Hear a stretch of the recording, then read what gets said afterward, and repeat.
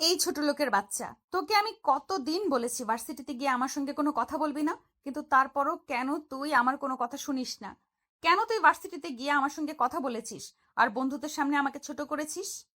I am so sorry আপু। আমি আসলে এটা বুঝতে পারিনি। তাছাড়া আম্মু বলেছিল আমি যেন ভার্সিটিতে গিয়ে তোমাকে এই কথাটা বলে দেই। তাই তো আমি তোমাকে এটা বলতে গেছিলাম। ডেভিড, মিথ্যা বলার জায়গা পেলি না? আম্মুর যদি কোনো কিছু বলার প্রয়োজন হবে তাহলে আম্মু নিজেই আমাকে বলে দিত, তখন আর তোকে কিছু বলতে বলতো না। তুই আমার চোখের সামনে থেকে দূর হয়ে যা, তোর চেহারাটাও আমার দেখতে ইচ্ছে করে না। আইমান তখন আর কোনো কথা না বলে কান্না করতে করতে নদীর রুম থেকে বের হয়ে নিজের রুমে চলে গেল। আর বিছানায় শুয়ে শুয়ে অনেকক্ষণ সময় ধরে কান্না করতে লাগলো। তার চোখ দুটো ফুলে একদম লাল হয়ে গেছে। কান্না করতে করতে কখন যে ঘুমিয়ে গেছে সেটা তার খেয়ালই নেই। ঘুম ভাঙতেই হঠাৎ করে কেউ একজন তার চোখের উপর পানি ছুঁড়ে মেরেছে। এটা দেখে আয়ান হকচকিয়ে বিছানা ছেড়ে উঠে বসে, আর তখনই দেখতে পায় নদী তার সামনে দাঁড়িয়ে আছে। নদীকে দেখে সে বলতে থাকে। কি ব্যাপার আপু? কি হয়েছে? তুমি এভাবে আমার মুখের উপর পানি তুলে মারলে কেন? কি হয়েছে বুঝতে পারছিস না নাকি বুঝতে চাইছিস না? সন্ধ্যা হয়ে গেছে, এখনো তুই আমার নাস্তা আমার রুমে পাঠালি না কেন? এখানে পড়ে পড়ে ঘুমাচ্ছিস কেন? আপু, আসলে শরীরটা একটু খারাপ লাগছিল, তাই কখন যে শুয়ে ঘুমিয়ে গেছি সেই খেয়াল আমার নেই। তুমি একটু অপেক্ষা করো, আমি কিছুক্ষণের মধ্যেই তোমার জন্য নাস্তা বানিয়ে তোমার রুমে পৌঁছে দেব। আমি জানি না কেন আমার বাবা এই ছোট লোকের বাচ্চাটাকে আমাদের বাড়িতে রেখেছে, বসিয়ে বসিয়ে অন্ন ধ্বংস করাচ্ছে। আজ আসুক আমার বাবা বাড়িতে, তারপর তার সঙ্গে আমার একটা হেস্ত নেস্ত আমি করেই ছাড়বো। এই বলে নদী রাগে ফুসফুস করতে করতে আয়নের রুম থেকে বের হয়ে চলে গেল। আর এদিকে আইমান বিছানা ছেড়ে উঠে আগে ওয়াশরুমে গিয়ে চোখ খুলে একটু পানি দিয়ে নিল। তারপর হাত মুখ মুছে কিচেনে চলে গেল। তাই 20 মিনিটের মাথায় নদীর জন্য নাস্তা বানিয়ে নদীর রুমের সামনে দাঁড়িয়ে নক করলো, কারণ রুমের ভিতরে যাওয়া পারমিশন নেই তার। আপু, হে আপু, এই নাও তোমার বিকালের নাস্তা। আমি কাজ করছি, নাস্তা তো টেবিলের উপর রেখে যা। কিন্তু আপু, তুমি তো নিজেই আমাকে নিষেধ করেছো তোমার রুমের ভিতরে প্রবেশ করতে। একদম চটকনা মেরে সব কটা দাঁত ফেলে দেবো বলে দিলাম। আমি কি বলেছি তুই শুনতে পাসনি? আমার মুখের উপর কেন এত কথা বলিস? তুই জানিস না আমার মুখের উপর কথা বলা আমি একদম পছন্দ করি না। আচ্ছা, ঠিক আছে, আমি রেখে যাচ্ছি।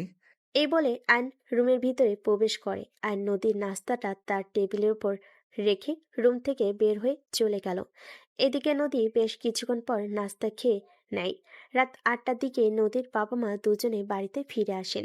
নদীর পাপা বাড়িতে এসেই আয়নকে নিজের রুমে ডেকে নেন আর বলতে থাকেন। এই নাও, শপিং থেকে তোমার জন্য কিছু ড্রেস রাখা আছে। অনেকদিন ধরেই তোমাকে কিছু কেনাকাটা করে দেওয়া হয় না, তাই আজ আমি আর তোমার আম্মু শপিং মলে গিয়েছিলাম। সেখান থেকে তোমার জন্য কিছু কেনাকাটা করে নিয়ে আসলাম। এগুলোর কি দরকার ছিল? আমার তো জামা কাপড় সবকিছুই আছে। তাহলে কেন শুধু শুধু পয়সা নষ্ট করতে গেলে বড় আব্বু? এভাবে বলতে হয় না সোনা। তুই আমাদের ছেলের মতোই, তোকে সেই ছোটবেলা থেকে লালন পালন করে মানুষ করেছি। তোর প্রতি ঠিক যতটা মায়া, নদীর প্রতিও আমাদের ততটাই মায়া। কিন্তু নদীর জন্য হয়তো সব সময় তোর জন্য কিছু করতে মন চাইলেও সেটা করে উঠতে পারি না, কারণ আমার মেয়েটা বড্ড হিংসুটে। এজন্যই আজ তোর জন্য এগুলো নিয়ে এসেছি। এগুলো আবার নদীকে বলতে যাস না, তাহলে আবার রেগে যেতে পারে। বড় আম্মু, যেখানে আপু পছন্দ করে না তোমরা আমাকে কোনো কিছু দাও, তাহলে সেখানে কেন তোমরা আমাকে কোনো কিছু দাও? আমি তো চাই না এসব কিছু। আমি তোমাদের থেকে শুধু একটু মুক্তি চাই। তোমরা আমাকে মুক্তি দিয়ে দাও, আমি অনেক দূরে চলে যাব। এখানে আমার একটুও ভালো লাগে না। দেখ বাবা, জানি নদী সবসময় তোর সঙ্গে অনেক বেশি খারাপ আচরণ করে, কিন্তু তাই বলে আমরা তোকে এখান থেকে চলে যেতে দিতে পারি না। এই বাড়িতে যতটুকু অধিকার নদীর রয়েছে তার চাইতেও বেশি অধিকার তোর, কারণ তুই এই বাড়ির একমাত্র ছেলে। আমাদের কোনো ছেলে সন্তান নেই, তাই আমার সম্পত্তির 50% উত্তরাধিকারী তুই। আর সেই সঙ্গে তোর বাবার সম্পত্তি তো রয়েছে। সবকিছুর পরেও তোকে আমাদের বাড়িতে থেকে কত কষ্টের জীবনযাপন করতে হয়, তার জন্য আমরা খুবই দুঃখিত। হ্যাঁ রে বাবা, আয়ান, তো বড় আব্বু একদম ঠিক কথা বলেছে। আমরা মা বাবা হিসেবে সত্যিই লজ্জিত। প্লিজ বাবা, তুই আমাদেরকে ক্ষমা করে দিস। এই বলে নদীর আব্বু আম্মু দুজনেই আয়ানের কাছে ক্ষমা চাইতে থাকে। তখনই আয়ান তার চাচা চাচি দুজনকে বলতে থাকে। আরে তোমরা এভাবে কেন বলছো? তোমাদের প্রতি আমার কোনো অভিযোগ নেই। সত্যি তোমাদের প্রতি আমার কোনো রকম কোনো অভিযোগ নেই। তোমরা আমাকে এই বাড়িতে থাকতে দিয়েছো, আমার ভরণ পোষণ সব কিছুর দায়িত্ব নিয়েছো। আমার মা বাবা কেউ না থাকার পরেও মা বাবার মতো মাথার উপর বটগাছের ছায়া হয়ে তোমরা দুজনে রয়েছো। তারপর আমার আর কোনো কিছুই চাই না। এ বলে আয়ন শপিং ব্যাগগুলো হাতে নিয়ে নিজের রুমে চলে গেল আর দরজা বন্ধ করে আবারও কান্না করতে লাগলো। কেন তার সঙ্গে এরকমটা হতে হলো? কেন তার বাবা মা তাকে ফেলে রেখে পরপারে চলে গেল? কেন তাকে সঙ্গে নিয়ে গেল না? এই কথাগুলো প্রায় সময় মনে মনে বলে আর ভীষণ কান্না করে। কিন্তু কান্না করে আর কি হবে? আল্লাহ তাআলার ফয়সালা মেনে নিতে হবে, কারণ তিনি উত্তম পরিকল্পনাকারী। তিনি যেটা ঠিক করে রেখেছেন সেটাই হবে। তাই মাঝে মধ্যে এগুলো চিন্তা করেও নিজেকে সান্ত্বনা দেয় আয়ান। এভাবেই চলে দিনগুলো। নদী প্রতিনিয়ত আয়নকে এভাবেই অপমান করে, আর আয়ন এগুলো মুখ বুজে সহ্য করে। সে চাইলেই পারে এখান থেকে অনেক দূরে চলে গিয়ে সুখে শান্তিতে জীবনযাপন করতে, কিন্তু এটা সে কখনোই করে না। আর এমন কিছু সে কখনো চিন্তাও করে না, কারণ ছোটবেলা থেকেই এখানে বড় হয়েছে। তাই অন্য জায়গায় গিয়ে নিজের মানিয়ে নিতে তার অনেকটাই ঝামেলা হয়ে যাবে, এরকমটাই সে মনে করে। এদিকে পরের দিন সকালবেলা ঘুম থেকে উঠেই নদী চিৎকার করতে থাকে। এই ছোট লোক ফকিন্নির বাচ্চা, তোকে না বলেছি আমাকে সকালবেলা ঘুম থেকে উঠার আগে কফি বানিয়ে আমার রুমে দিয়ে আসবি? কিন্তু তুই এখনো আমার কফি বানিয়ে দিসনি কেন? তখনই রান্নাঘর থেকে আয়ান বলতে থাকে। আমি এই তো এখনই কফি নিয়ে আসছি। সকালবেলা ঘুম থেকে উঠতে একটু দেরি হয়ে গেছে, তাই আর কি। এই ছোট লোকের বাচ্চা, তোর ঘুম থেকে উঠতে দেরি হয়ে গেছে তো আমি কি করব? এখানে আমার কি করার আছে? তুই এমন তুই এসব কথা আমাকে কেন শোনাচ্ছিস? আমার কাজ সময় মতো চাই। তখনই নদীর আব্বু নদীকে উদ্দেশ্য করে বলতে থাকে। আচ্ছা নদী, কি সমস্যা তোমার? তুমি আমাকে একটু খুলে বলবে? তুমি কেন আয়ানের সঙ্গে সবসময় এরকম করো? সেও তো একজন মানুষ। এটা তোমাকে মনে রাখতে হবে। তার সঙ্গে তুমি সবসময় এরকম খারাপ আচরণ করতে পারো না। প্লিজ বাবা, তুমি আমাকে জ্ঞান দিতে এসো না। আর কিছু না হোক, এটা অন্তত খুব ভালো করেই জানি কার সঙ্গে কিভাবে কথা বলতে হয়। তুমি কোনো কিছু জানো না, আর কোনো কিছু জানার কোনো আগ্রহ তোমার নেই। তুমি কেন সবসময় ওর সঙ্গে এভাবে খারাপ আচরণ করো? ওকে কি তোমার মানুষ বলে মনে হয় না? না হয় না, মানুষ হলে তো ওর একটু হলেও লজ্জা শরম থাকতো, কিন্তু ওর তো একটু লজ্জা শরম নেই। তাই ওকে আমার কখনোই মানুষ বলে মনে হয় না। তোমার কি একবারও মনে হচ্ছে না তুমি একটু বেশিই বলে ফেলছো? এটা বলা তোমার উচিত হচ্ছে না। না, হচ্ছে না, কারণ ওর শরীরে তো গন্ডারের চামড়া। যদি লাজ লজ্জা বলতে কোনো কিছু থাকতো, তাহলে আমি যে ওকে কথা বলি এই কথার জ্বালায় সে এই বাড়ি ছেড়ে অনেক আগে চলে যেত, কিন্তু আমার কোনো কথাই ওর গায়ে লাগে না।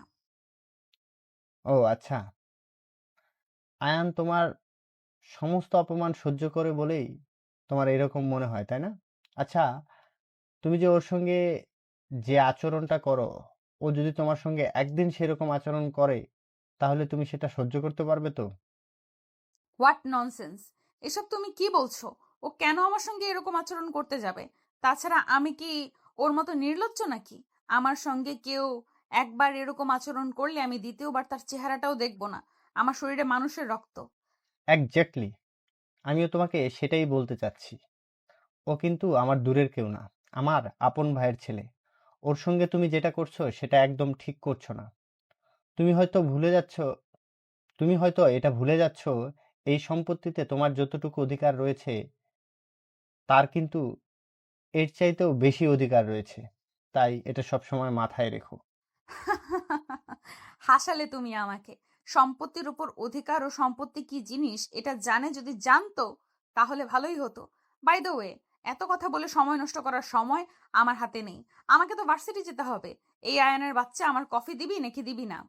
বলতে বলতেই আয়ান কফির মগ হাতে নিয়ে নদীর সামনে এসে দাঁড়ালো। নদীর দিকে বাড়িয়ে দিয়ে বলতে লাগলো, আপু, এই নাও কফি। আজ তোকে শেষবারের মতো ক্ষমা করে দিলাম। কালকের পর থেকে যদি আমি ঘুম থেকে উঠেই সঙ্গে সঙ্গে কফি না পাই, তাহলে তোর এমন অবস্থা করব যেটা তুই কল্পনাও করতে পারবি না। এখন যা, তাড়াতাড়ি আমার ড্রেস আয়রন করে দে। আমি তো রান্নাঘরে রান্না বসিয়ে রেখে এসেছি। এখন যদি ড্রেস আয়রন করতে চলে যাই তাহলে তো রান্না নষ্ট হয়ে যাবে। একদম মুষ্টা মেরে তোর কপাল ভেঙে দিব বলে দিলাম। তোরে কতবার বলেছি আমার মুখের উপর কোনো কথা বলবি না। আমি যেটা বলবো সেটাই তোকে করতে হবে। এছাড়া তোর সামনে অন্য কোনো রাস্তা নেই যদি এই বাড়িতে থাকতে চাস তো। আচ্ছা ঠিক আছে, কোনো সমস্যা নেই, আমি করে দিচ্ছি।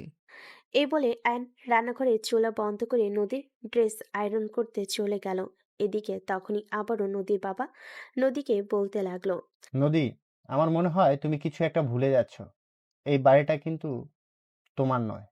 তাই আমি তোমাকে আবারও একবার মনে করিয়ে দিচ্ছি, আয়নের সঙ্গে দয়া করে তুমি এইভাবে খারাপ আচরণ করো না।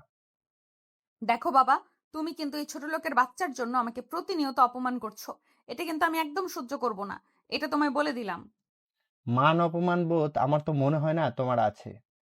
যদি তোমার মান অপমান বোধ বলতে জিনিসটা থাকতো, তাহলে তুমি কবেই নিজেকে শুধরে নিতে।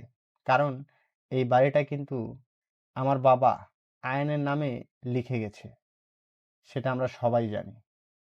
এই জন্যই তো তোমার বাবাকে আমি দুই চোখে সহ্য করতে পারি না। আমি আছি পরিবারের বড় নাতি। তোমার বাবা চাইলে এই বাড়িটা আমার নামে লিখে দিতে পারতো, কিন্তু সেটা না করে ওই মূর্খের বাচ্চার জন্য সবকিছু রেখে গেছে, যে কিনা কোনো কিছুর অর্থই জানে না। নিজের মেয়েকে সুশিক্ষায় শিক্ষিত করতে পারেনি, এজন্য নদীর বাবার আফসোস সবসময়ই ছিল। কিন্তু মেয়ে এভাবে এতটা বিগড়ে যাবে এটা তিনি কখনো কল্পনাও করতে পারেননি। নদীর বাবা তখন নদীকে বলতে থাকেন, দেখো নদী, সবকিছুর একটা লিমিট থাকা উচিত। তুমি কিন্তু একদম লিমিট ক্রস করে ফেলছো। তুমি আমার মৃত বাবাকে এভাবে বলতে পারো না।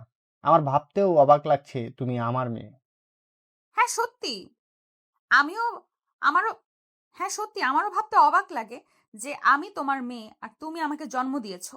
আমি তোমার মেন্টালিটি থেকে মাঝে মধ্যে সত্যিই অবাক হয়ে যাই। কেন যে তোমার মতো বাবার ঘরে আমার জন্ম হতে হলো সেটাই ভেবে পাই না। তখনই প্রচন্ড পরিমাণ ক্ষেপে গিয়ে নদীর মা পিছন থেকে বলতে থাকে, নদী, ব্যাস অনেক হয়েছে, এবার তুমি তোমার মুখটা বন্ধ করো। আর যদি তা না হয় তাহলে কিন্তু আমি তোমাকে এই বাড়ি থেকে বের করে দিতে বাধ্য হব। তাহলে এখনো বসে আছো কেন? বের করে দিচ্ছ না কেন আমাকে এই বাড়ি থেকে? অবশেষে একটাই তো বাকি ছিল, তাই না? অবশেষে এটাই তো বাকি ছিল, তাই না? ঠিক আছে, আমি আর এই বাড়িতে থাকবো না। আজকে এবং এই মুহূর্তে এই বাড়ি থেকে বের হয়ে চলে যাব। যেখানে তোমরা একটা ছোট লোকের বাচ্চাকে মাথায় তুলে নাচতে পারবে আর নিজের মেয়েকে এইটুকু মূল্য দিতে পারবে না, সেখানে এই বাড়িতে থাকার কোনো ইচ্ছেই আমার নেই। হ্যাঁ, তুমি সেটাই করো, কারণ তুমি সেটাই উপযোগ্য। তোমাকে কোনো ভালো কথা বললে তোমার গায়ে সেটা লাগবে না, তাই তোমাকে কোনো ভালো কথা বলার ইচ্ছাও আমাদের নেই। তোমার যেখানে খুশি তুমি সেখানে চলে যেতে পারো, তোমাকে কেউ কিছু বলবে না। ঠিক আছে, তোমরা যা খুশি হবে। আমি এখান থেকে চলে গেলে তখন আমি এখানে থেকে চলে যাব। আয়নের বাচ্চা, তোর জন্যই আমার সঙ্গে এইসব কিছু হচ্ছে। তোকে আমি দেখে নিব।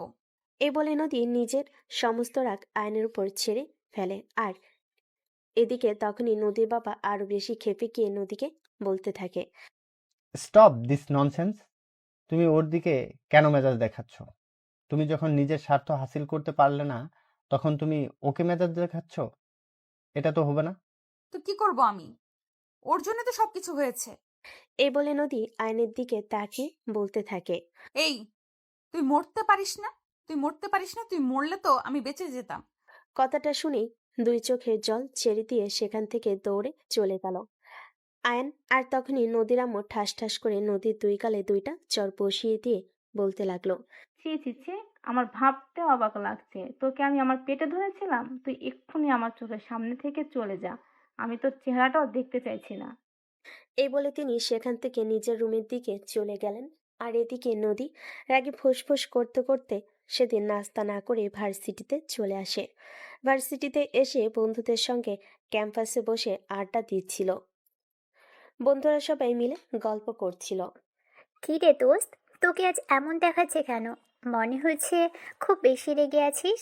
আর বলিস না দোস্ত, আমাদের বাড়িতে একটা ছোট লোকের বাচ্চা আছে, যেটার জন্য আমি শান্তিতে থাকতে পারছি না।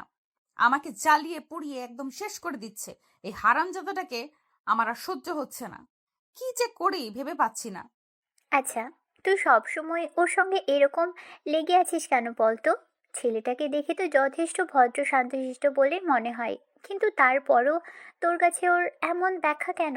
দেখ, তুই অন্তত ওর হয়ে ওকালতি করতে আসিস না। ওকে আমার একদম সহ্য হয় না। সব সময় আমাকে জ্বালিয়ে মারে। ভার্সিটিতে এসে অন্তত শান্তিতে থাকতে চাই। প্লিজ এইসব কথা বলা বন্ধ কর। ওকে, আচ্ছা ঠিক আছে, তুই যখন শুনতে চাস না তখন আর তোকে বলবো না। তবে তোকে এটুকুই বলতে চাই, তুই ওর সঙ্গে এভাবে খারাপ আচরণ করিস না। এই বলে তারা প্রসঙ্গ পাল্টে নিয়ে গল্প করছিল। হঠাৎ তখনই পিছন থেকে আয়ন বলতে থাকে। আপু, এই নাও, বড় আম্মু তোমার জন্য পাঠিয়েছে। আয়নের কণ্ঠ শুনে নদী পিছন দিকে ফিরে তাকায়। টিফিন বক্স হাতে আয়নকে দেখে নদীর মেজাজ একদম বিগড়ে গেল। সে চিৎকার দিয়ে বলতে লাগলো। এই ছোট লোকের বাচ্চা, তোকে এখানে আসতে কে বলেছে? আমি তোকে বলেছিলাম আমার জন্য খাবার নিয়ে এখানে আসতে। তুমি সকালবেলা রাগ করে বাসা থেকে কোনো কিছু না খেয়ে বাসা থেকে বের হয়ে চলে এসেছো, তাই বড় আম্মু খাবারটা তোমার জন্য আমার কাছে দিয়ে দিয়েছে। এই খাবারটা খেয়ে নাও, না খেয়ে থাকলে শরীর খারাপ করবে। বাচ্চা, তুই আমার সামনে আর এক মুহূর্ত দাঁড়াবি না। চুপচাপ আমার চোখের সামনে থেকে সরে যা। আমার মেজাজ খারাপ করিস না বলে দিলাম। তোকে এত দরদ দেখাতে কে বলেছে? তোর জন্যই তো আমার কপালে এত দুর্দশা। তুই মরিস না কেন? আপু, আল্লাহ আমার যতদিন হায়াত রেখেছে ততদিন তো আর পাইলেও আমি মরে যেতে পারবো না। আল্লাহর যখন ইচ্ছে হবে তখন তিনি নিজেই আমাকে নিয়ে যাবেন আত্মহত্যা, মহাপাপ। তাই এটা তো আর করতে পারবো না। ও আল্লাহ, তুমি আমাকে রক্ষা করো। তোর জ্বালা আমি আর নিতে পারছি না। তুই এক্ষুনি আমার চোখের সামনে থেকে সরে যা, তা না হলে কিন্তু তোকে আমি নিজেই খুন করে ফেলবো। এই বলে নদী আয়নের হাত থেকে টিফিন বক্সটা নিয়ে ছুঁড়ে ফেলে দিল। এটা দেখে নদীর বান্ধবী তাকে বলতে লাগলো। আরে দোস্ত, এটা তুই কি করলি? তোর না হয় ওর সঙ্গে রাগ আছে, কিন্তু তুই খাবারের সঙ্গে রাগ দেখাতে পারিস না। খাবারের সঙ্গে রাগ দেখালে আল্লাহ অসন্তুষ্ট হন। দেখ দোস্ত, এবার অন্তত তুই আমাকে জ্ঞান দিতে আসিস না। তুই খুব ভালো করেই জানিস, জ্ঞান দেওয়া মানুষ আমি একদম পছন্দ করি না। এই হারামজাদা তো আমার জীবনটা তেজপাতা বানিয়ে ছেড়ে দিচ্ছে। এখন আর তোকে আমার সঙ্গে অন্তত এইসব নিয়ে কোনো কথা বলিস না। এই বলে নদী সেখান থেকে উঠে ক্লাসরুমের দিকে পা বাড়ালো। তখন তিশা আয়নের কাছে এসে দাঁড়ালো আর বলতে লাগলো। আচ্ছা, তুমি কেমন মানুষ গো? নদী তোমার সঙ্গে এত খারাপ আচরণ করে, তারপরও তুমি কেন ওর পিছনে পড়ে থাকো? এভাবে তুমি তো চাইলেই অন্য কোথাও চলে যেতে পারো। তুমি একটা পুরুষ মানুষ। দয়া করে আমাকে এই কথাগুলো আর কখনো বলো না, কারণ এই বাড়িতে আমার মা বাবার স্মৃতি জড়িয়ে আছে। আমি আমার মা বাবার স্মৃতি ফেলে রেখে অন্য কোথাও চাইলেও চলে যেতে পারবো না। আমাকে আপু যত অপমান করুক না কেন, আমি সব মুখ বুজে সহ্য করে নেব। আর আমাদের পারিবারিক ব্যাপারে তোমরা নাক গলিও না। সে তোমাদের যেমন ইচ্ছে ও তোমাকে অপমান করে, আর তুমি অপমান সহ্য করো? একজন পুরুষ মানুষ হয়ে একটা মেয়ের কাছ থেকে এভাবে অপমান সহ্য করা, এটা দেখতে ঠিক আমাদের ভালো লাগে না। তোমাদের ভালো না লাগলে তোমরা চোখ কান বন্ধ রাখতে পারো, কিন্তু আমি তোমাদের কোনো মন্তব্য শুনতে চাই না। আমার কথায় মনে কষ্ট পেয়ে থাকলে ক্ষমা করে দিও। I am so sorry. এ বলে আয়ন ক্লাসরুমের দিকে পা বাড়ালো। আর তখন তিশা তার সঙ্গে আরো বেশ কয়েকজন সেখানে দাঁড়িয়ে আফসোস করতে লাগলো আয়নের কথা ভেবে। ছেলেটা আসলেই খুব অসহায়, আর জ্ঞান বুদ্ধিও একটু কমই মনে হয়। তা না হলে এভাবে নিজের বাড়ি থেকেও অপমানিত হয়, এটা তো জাস্ট কল্পনার বাইরে। অ্যান্ড ক্লাসরুমে এসে সামনের বেঞ্চে ফাঁকা পেয়ে বসে যেতে চাইছিল, কিন্তু তখনই নদী ঠাস করে আয়নের গালে একটা চড় বসিয়ে দিয়ে বলতে লাগলো। এই ছোট লোকের বাচ্চা, তোকে এখানে আসতে কে বলেছে? আমি বলেছি তোকে এখানে আসতে? না, এখানে থাকার জায়গা খালি আছে, তাই বসে পড়ছিলাম আর কি। তুই জানিস না এখানে প্রতিদিন আমার সঙ্গে শুভ বসে, তাহলে তুই কেন বসেছিস? আজ তো শুভ আসেনি, তাই ভেবেছিলাম এখানে বসে পড়ি। আয়ান কথা বলছিল আর নদী রাগে গজগজ করছিল। ঠিক তখনই শুভ ক্লাসরুমে প্রবেশ করে। নদী আর আয়ানকে কথা বলতে দেখে শুভ এগিয়ে এসে নদীকে হাত করে আর বলতে থাকে। কি ব্যাপার ডার্লিং, তুমি এই ছোট লোকের বাচ্চাটার সঙ্গে কি নিয়ে কথা বলছিলে? আর বলো না, এই হারামজাদাটাকে যত বলি আমি সহ্য করতে পারি না।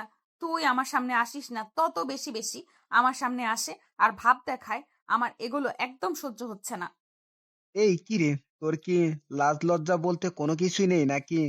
নদী তোকে সহ্য করতে পারে না, কিন্তু তারপরও কেন এসে আমার জান পাখিটার সঙ্গে এত ডলাডলি করিস? আমার কারো সঙ্গে ডলাডলি করার কোনো ইচ্ছে নেই। এখানে জায়গা খালি ছিল, তাই আমি বসতে চেয়েছিলাম। আমাকে বসতে দেওয়া হবে না, সেটা বেশ ভালো কথা, কিন্তু এভাবে কথা বলারও কিছু নেই। ওরে বাবারে বাবা, বোবার মুখে থেকে কথা ফুটেছে। এখন চুপচাপ এখান থেকে চলে যা বলছি, তা না হলে কিন্তু আমার সাথে খারাপ কেউ হবে না। এটা তুই খুব ভালো করেই জানিস। হ্যাঁ, জানি তো। তবে আপু, তোমাকে একটা কথা আমি বলে রাখছি। জীবনে এমন কোনো দিন না আসুক যেন তোমাকেই আমার কাছে নত হতে হয়। কথাটা শুনে নদী হু হু করে হেসে ওঠে আর আর তার সঙ্গে তাল মিলাই শুভ। তারপর দুজনে একসঙ্গে বলতে থাকে।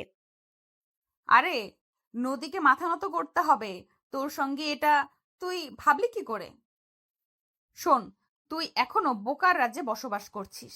নদীর সময় এতটাও খারাপ হয়নি যে তোর মতো হাবলার কাছে নদীকে মাথা নত করতে হবে। তাদের দুজনের এই কথা শুনে আয়ান সেখানে আর এক মুহূর্ত দাঁড়ালো না। ভার্সিটি থেকে বের হয়ে গেল। এদিকে নদী আর শুভ দুজনে হাসতে হাসতে ক্লাসরুমে বসে আড্ডা দিতে লাগলো। আর তখনই টিচার চলে আসে। তারপর ক্লাস শুরু হয়ে যায়। এদিকে আয়ন আর ক্লাস না করে ভার্সিটি ছুটি হলে নদীর বাসায় যায়, কিন্তু আয়নকে বাসায় খুঁজে পাওয়া যায় না। নদী সারা বাসা তন্ন তন্ন করে খুঁজে, কিন্তু কোথাও আয়ান নেই। তবে আয়ান কোথায় গেল? আয়নের কাছে কোনো ফোন নেই যে তার কাছে ফোন করে জানা যাবে সে কোথায় গেছে। এদিকে নদীর চিন্তা বাড়তে লাগলো। রাত 8টার দিকে নদীর মা বাবা দুজনেই অফিস শেষ করে বাসায় ফিরে আসে।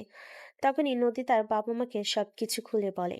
এই কথা শুনে নদীর মা নদীকে বলতে থাকে। আর যা কিছু হয়েছে সবকিছু তোমার জন্য হয়েছে। যদি আয়ান বাড়িতে ফিরে না আসে, তোমার এমন অবস্থা করব যেটা তুমি কল্পনাও করতে পারবে না। এখানে তোমরা আমার দোষ কোথায় খুঁজে পাচ্ছ? আমি তো সেটাই বুঝতে পারছি না। তোমরা খুব ভালো করেই জানো আমি এই ছোট লোকের বাচ্চাকে একদম সহ্য করতে পারি না, কিন্তু তারপরও এই ছোট লোকের বাচ্চাটা বারবার আমার কাছে ফিরে আসে। হ্যাঁ, এটাই তো তুমি পেয়েছো সবচাইতে দুর্বল জায়গা। কারণ আয়ান কেন বারবার অপমানিত হওয়ার পরেও এই বাড়িতে ফিরে আসে? সে যদি এই বাড়িতে ফিরে না আসে, তাহলে তো তোমার জন্য ভালো হবে, কারণ তুমি সমস্ত সম্পত্তি একা একা ভোগ করতে পারবে। যদি সেরকমই হয়, তাহলে সেখানে তোমাদের সমস্যা কোথায় আমি তো সেটাই বুঝতে পারছি না। আমি তোমাদের সন্তান, ওই ছোট লোকের বাচ্চাটা নয়। নদীর বাবা নিজের রাগ আর কন্ট্রোল করতে পারলেন না। জীবনের এই প্রথমবারের মতো মেয়ের গালে ঠাস করে একটা চড় বসিয়ে দিয়ে তিনি বলতে লাগলেন। তোমার জন্মের পর থেকে কোনোদিন তোমার গায়ে হাত তুলিনি, আর এটা মনে হয় আমার জীবনের সব থেকে বড় ভুল। কারণ আমি তোমাকে সঠিক শিক্ষাটাই দিতে পারিনি। আমি বাবা হিসেবে কতটা ব্যর্থ আজ সেটা বুঝতে পারছি। তোমার কারণে আজ আয়ান বাড়ি ছেড়ে চলে গেছে। যদি আমি আয়ানকে কোথাও খুঁজে না পাই, তাহলে তোমার এমন অবস্থা করব যেটা তুমি কল্পনাও করতে পারবে না। এই বলে নদীর বাবা রাগে হনহন করতে করতে বাড়ি থেকে বের হয়ে চলে গেলেন। আর এদিকে নদীর মা তখন নদীকে বলতে লাগলেন। সত্যি তোমাকে কিছু বলার নেই, তুমি একটা বিগড়ে গেছো। ছেলেটার সঙ্গে এতটা খারাপ আচরণ করেছো যার কারণে ছেলেটা কারোকে কিছু না বলে বাড়ি ছেড়ে চলে যেতে বাধ্য হয়েছে। তোমাকে কি বলবো আমি নিজেই কিছু ভেবে পাচ্ছি না। তোমরা আমার বাবা মা হয়ে এই সামান্য একটা ছোট লোকের বাচ্চার জন্য আমার সঙ্গে এরকম আচরণ করছো? ও চলে গেলে এই বাড়ি থেকে সেটা তো ভালোই হয়েছে। এখন থেকে এই বাড়িতে শুধু আমার রাজত্ব চলবে। এই সমস্ত সম্পত্তি শুধু আমার হয়ে থাকবে। এটা তোমরা সহ্য করতে পারছো না? চুপ করো, তুমি আর একটা কোনো কথা বলবে না। তোমার কাছ থেকে কোনো কথা শুনতে চাই না। এই মুহূর্তে চোখের সামনে থেকে দূর হয়ে যাও। এ বলে নদীর আম্মু ড্রয়িং রুমে বসে পড়লেন। নদী তখন আর কোনো কথা না বলে নিজের রুমে চলে গেল। আর ঠিক তখনই শুভ নদীকে ফোন করে। হ্যালো ডিয়ার, কি করছো তুমি? তুমি ফোন রাখো। আমার সঙ্গে কোনো কথা বলবে না, আমার মন মেজাজ এমনিতেই খুব খারাপ আছে। কেন বেবি, কি হয়েছে তোমার? কেউ কি কিছু বলেছে আমার বেবিটাকে? তাহলে তুমি আমাকে বলো। ওই আয়নের বাচ্চা বাড়ি থেকে ওই আয়নের বাচ্চা বাড়ি ছেড়ে কোথায় চলে গেছে। এখন ওর জন্য নাকি আমাকে কতগুলো কথা শুনতে হয়েছে। আব্বু আম্মু দুজনে ওই হারামজাদাটার জন্য আমাকে কথা শুনিয়েছে। আমি বুঝতে পারছি না এই হারামজাদা আমার বাবা মাকে কি এমন জাদু করেছে। কাম অন বেবি, মেজাজ গরম করো না। তুমি তাদের সঙ্গে একটু নর্মাল বিহেভ করো, যাতে ওই ছোট লোকের বাচ্চার চলে যাওয়াটা তারা খুব সহজেই মেনে নিতে পারে। আরে বাবু, এটা তো তুমি খুব ভালো করেই জানো যে আমি এই ছোট লোকের বাচ্চাটাকে একদম সহ্য করতে পারি না। ওকে দেখলেই আমার শরীরে জ্বালা উঠে যায়। ওর চেহারা দেখলে আমার বমি আসে। কিন্তু এটা আমি আমার মা বাবাকে কোনোভাবেই বোঝাতে পারি না। তারা ওই হারামজাদাটাকে নিয়েই সারাক্ষণ পড়ে থাকে। আমার জাস্ট মেজাজ খারাপ আছে, মেজাজ খারাপ হয়ে আছে, আমি জাস্ট কিছু করতে পারছি না। মন খারাপ করো না বেবি, দেখবে সব ঠিক হয়ে যাবে। এই ছোট লোকের বাচ্চা যখন একবার চলে গেছে, আমার মনে হয় আর ফিরবে আসবে না। তাই যেন হয়। ওই ছোট লোকের বাচ্চা যদি আবার আমার বাড়িতে ফিরে আসে, তাহলে ওকে আমি নিজের হাতে খুন করে ফেলবো। আর পারছি না ওকে সহ্য করতে। সেই ছোটবেলা থেকে আমাকে জ্বালিয়ে মারছে, আমার সব কিছুতে খুব ভাগ বসানোর চেষ্টা। এ বলে নদী ফোন কেটে দিয়ে নিজের রুমে দরজা বন্ধ করে বসে রইল। এদিকে নদীর বাবা গাড়ি নিয়ে সারা শহর তন্ন তন্ন করে খুঁজছে আয়নকে, কিন্তু কোথাও খুঁজে পাচ্ছে না তিনি কিন্তু কোথাও খুঁজে পাচ্ছেন না তিনি কিছুতেই ভেবে পাচ্ছেন না আয়ন কোথায় চলে যেতে পারে, যেখানে আয়ন একা একা বাসা থেকে বের হয় না, বাজারে পর্যন্ত যায় না। রাত 11টার মতো বাজে, তিনি একদম ক্লান্ত হয়ে গেছেন আয়নকে খুঁজতে খুঁজতে। তখনই হঠাৎ চোখ পড়ল রাস্তার পাশে ল্যাম্পপোস্টের নিচে কে একজন বসে আছে, তার ভীষণ কান্না করছে। তখনই নদীর পাপা গাড়িটা দাঁড় করিয়ে ছেলেটার কাছে এগোতে লাগলো। কিছুটা সামনে এগোতেই বুঝতে বাকি রইল না এটা আর কেউ নয়, স্বয়ং আয়ান। গাড়িটা দাঁড় করিয়ে সামনে কিছুটা আগাতে নদীর বাবার বুঝতে বাকি রইল না এটা আর কেউ নয়, স্বয়ং আয়ান সেখানে বসে আছে। তিনি আয়নের দিকে এগিয়ে গেলেন, তখন মাথা নিচু করে খুব জোরে জোরে কান্না করছে।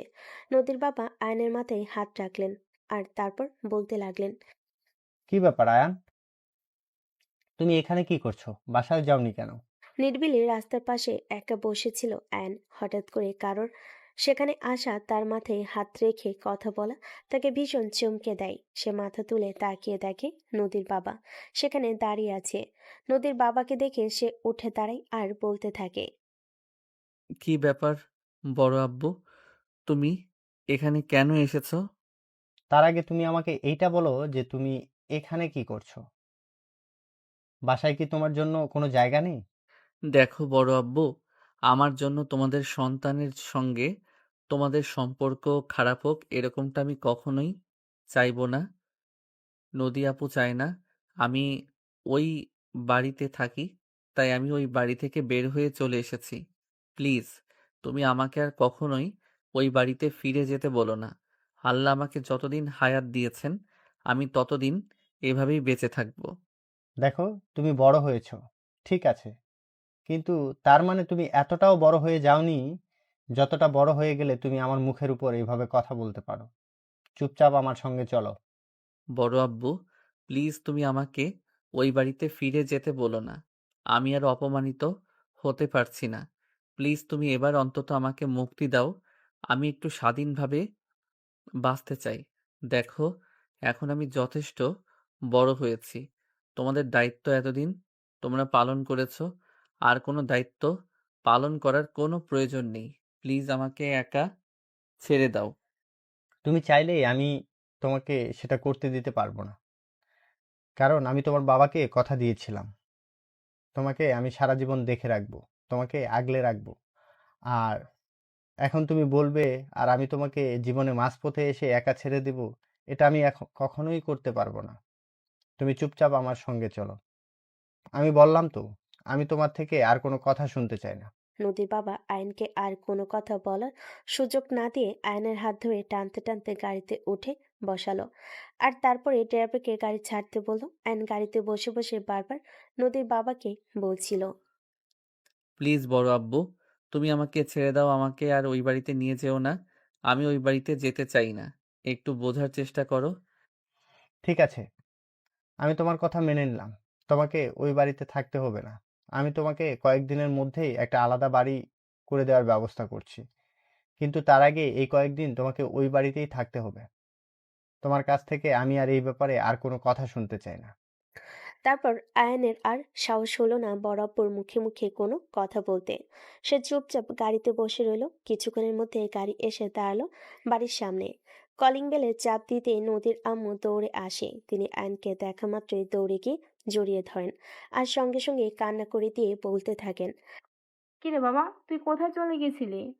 বল শুনি। তুই জানিস না বাড়িতে এসে তোকে না দেখলে আমাদের একদম ভালো লাগে না, মনটা ছটপট করে। তারপরেও কেন তুই আমাদেরকে কিছু না বলে বাড়ি থেকে বের হয়ে চলে গেলি?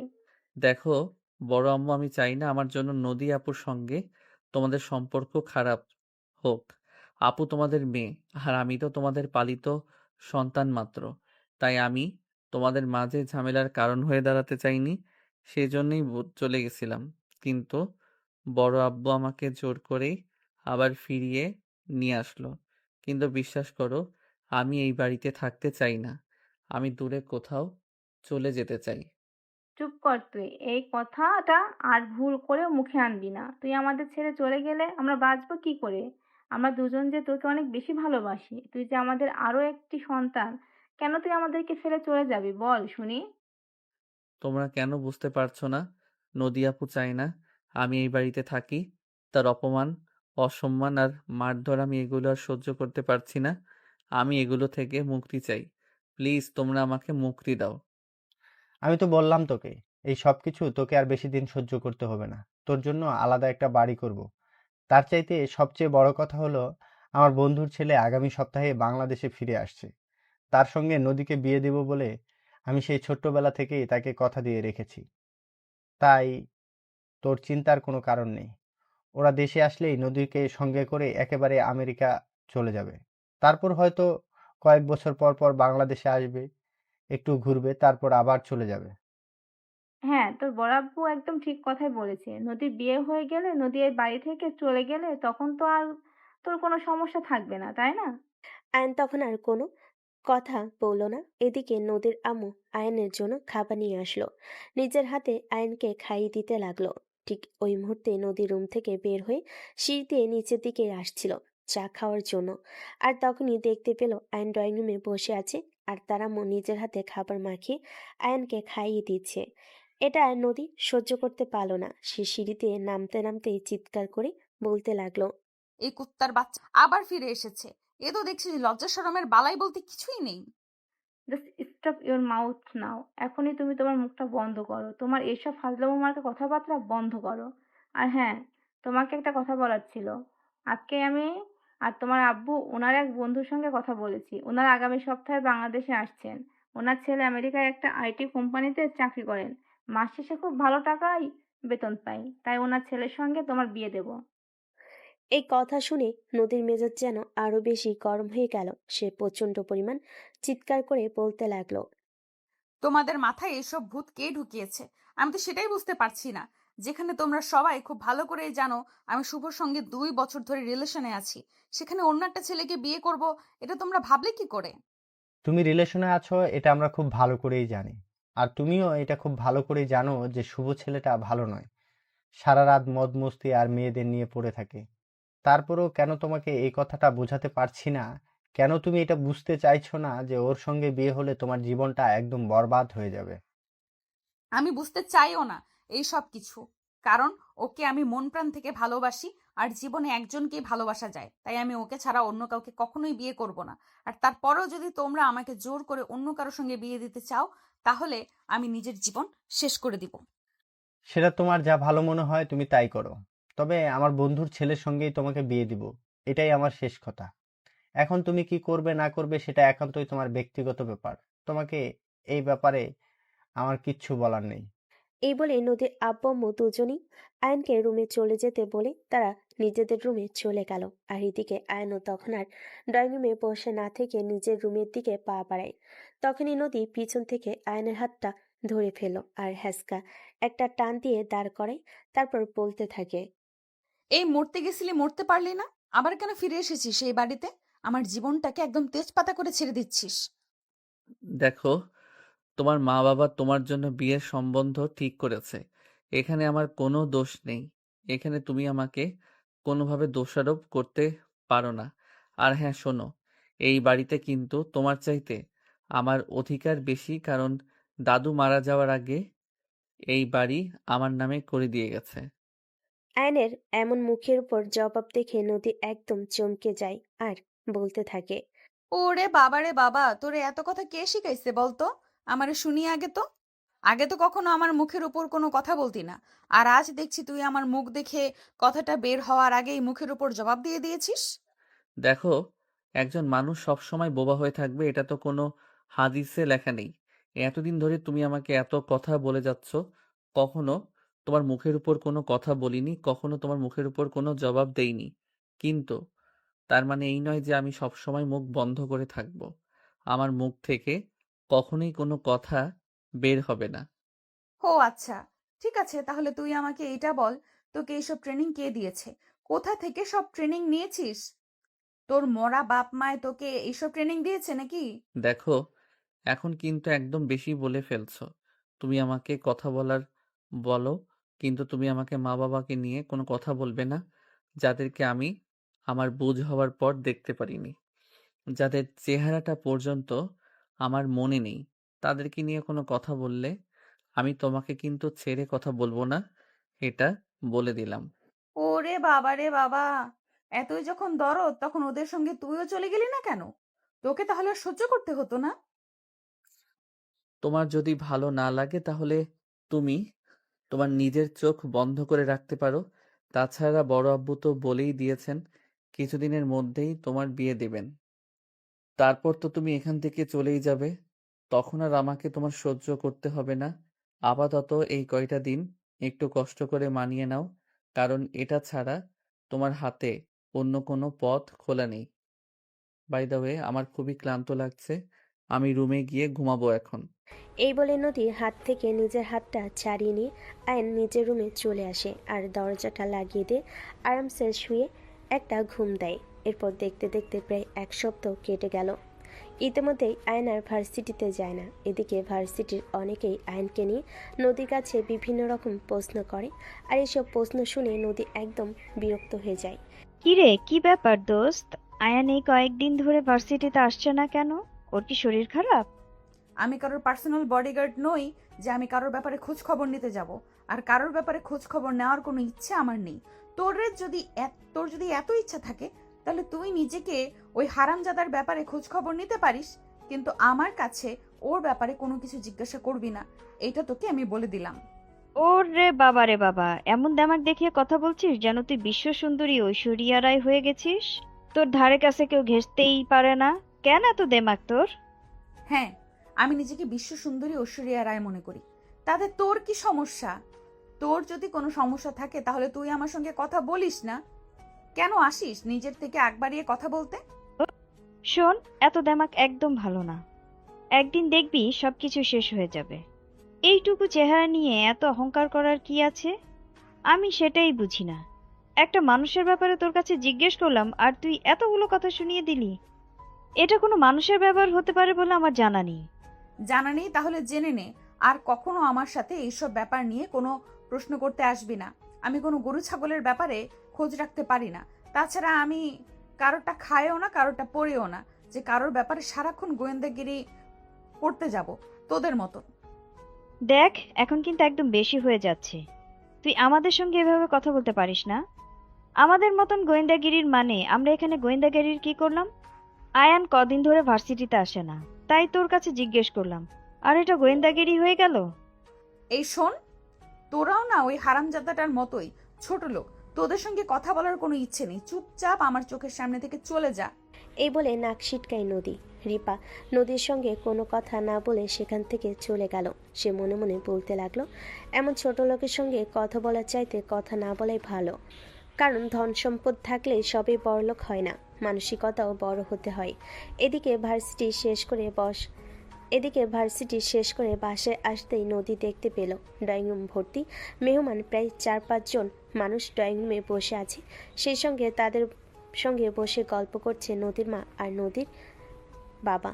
নদী বাসায় প্রবেশ করা মাত্রই তার মা সামনে থেকে উঠে গিয়ে তার সামনে দাঁড়ালো আর বলতে লাগলো, নদী, ওনারাই তোমার বাবার বন্ধু এবং ওনার স্ত্রী আর পরিবার, ওনাদেরকে সালাম দাও। So what? আমি কেন ওর সঙ্গে কথা বলতে যাব? ওনারা আমাদের বাড়িতে এসেছেন, যদি প্রয়োজন থাকে ওনারা নিজেরাই আমার সঙ্গে কথা বলুক না। আমার কারোর সঙ্গে কথা বলার কোনো প্রয়োজন নেই আর ইচ্ছাও নেই। দেখো, এখন কিন্তু একদম বেশি হয়ে যাচ্ছে। তোমার পাপা এসব কথা জানতে পারলে কিন্তু প্রচন্ড রাগ করবে। আম্মু, তুমি ভালো করেই জানো আমি কারোর রাগের কোনো পরোয়া করি না। বাই দ্য ওয়ে, আমার টায়ার্ড লাগছে, আমি রুমে গিয়ে ঘুমাবো। আমাকে কোনো বিরক্ত করবে না। এ বলে নদী পাশ কাটিয়ে রুমে চলে যেতে চাইছিল। তখনই নদীর বাবা পিছন থেকে বলতে লাগলেন, কি ব্যাপার নদী, তুমি এভাবে চুপচাপ চলে যাচ্ছ কেন? তোমার আঙ্কেল আন্টিকে সালাম দাও, তারপর ফ্রেশ হয়ে এসে ওনাদের সঙ্গে কথা বলবো। আমি পারবো না আব্বু, আমার শরীর খারাপ লাগছে, আমাকে বিশ্রাম নিতে হবে। তাছাড়া ওনারা যখন এসেছেন তাহলে তো কয়েকদিন এই বাড়িতে থাকবেন, তাই এখন আর কোনো কথা বলার প্রয়োজন আছে বলে মনে করছি না। পরবর্তীতে যখন সময় পাবো তখন না হয় কথা বলে নেব। আমি আসছি। এই বলে নদী কারোর কথাতে কোনো পরোয়া না করে সেখান থেকে চলে গেল।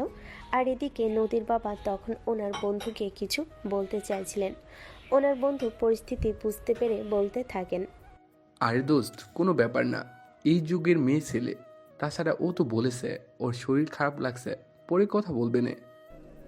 দোস্ত, আসলে আমার মেয়েটা একটু বদরাগী, যেটা তোদেরকে বলা হয়নি। আরে ভাই, চিন্তার কোনো কারণ নেই, তুই কোনো চিন্তা করিস না, দেখবি আস্তে আস্তে সব কিছু ঠিক হয়ে যাবে।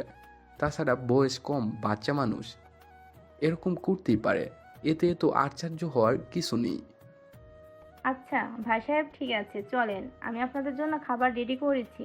সবাই একসঙ্গে খাবার খেয়ে তারপর বিশ্রাম নেবেন। এই বলে নদীর আম্মু তাদেরকে নিয়ে খাবার টেবিলে চলে গেল। আর তারপরে সবাই মিলে একসঙ্গে খাবার খেয়ে বিশ্রাম নিতে চলে গেল। এদিকে আয়ান তখনও নিজের রুমে বসে আছে। হঠাৎ করে কেউ একজন তার রুমের দরজায় নক করে। আয়ান উঠে গিয়ে রুমের দরজাটা খুলে দেয়। হ্যালো ভাইয়া, কি ব্যাপার? তুমি রুমের মধ্যে রয়েছো, আমাদের সঙ্গে খাবার টেবিলে আসলে না? না ভাই, আসলে আমার শরীরটা ভালো লাগছিল না, তাই আমি খাবার টেবিলে যাইনি। তাছাড়া আমার তখন ক্ষুধা পাইনি। আমার যখন ক্ষুধা পায় তখন আমি নিজেই খাবার নিয়ে খেয়ে নিই।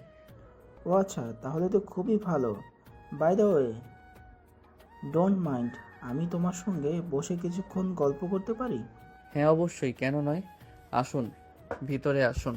এই বলে আয়ন দরজা ছেড়ে দাঁড়ালো আর রাজদীপকে ভিতরে এসে বসতে বলল।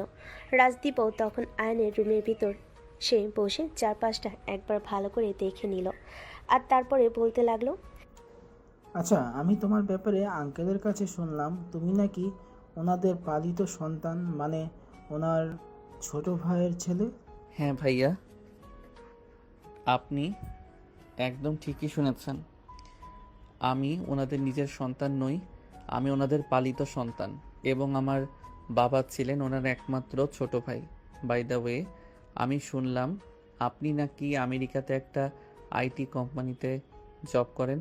হ্যাঁ, এই তো পড়াশোনা শেষ করেছি 2 বছর হলো, আর তারপরেই ওই কোম্পানিতে যোগ দিয়েছি। বর্তমানে আমি ওই কোম্পানির সিও। ও আচ্ছা, তাহলে তো খুবই ভালো। তাহলে তো নদী আপুর কপাল খুলে গেল, চাকরি করে একজনকে নিজের স্বামী হিসেবে পাইতে চলেছে। হ্যাঁ, সেটা বলা চলে।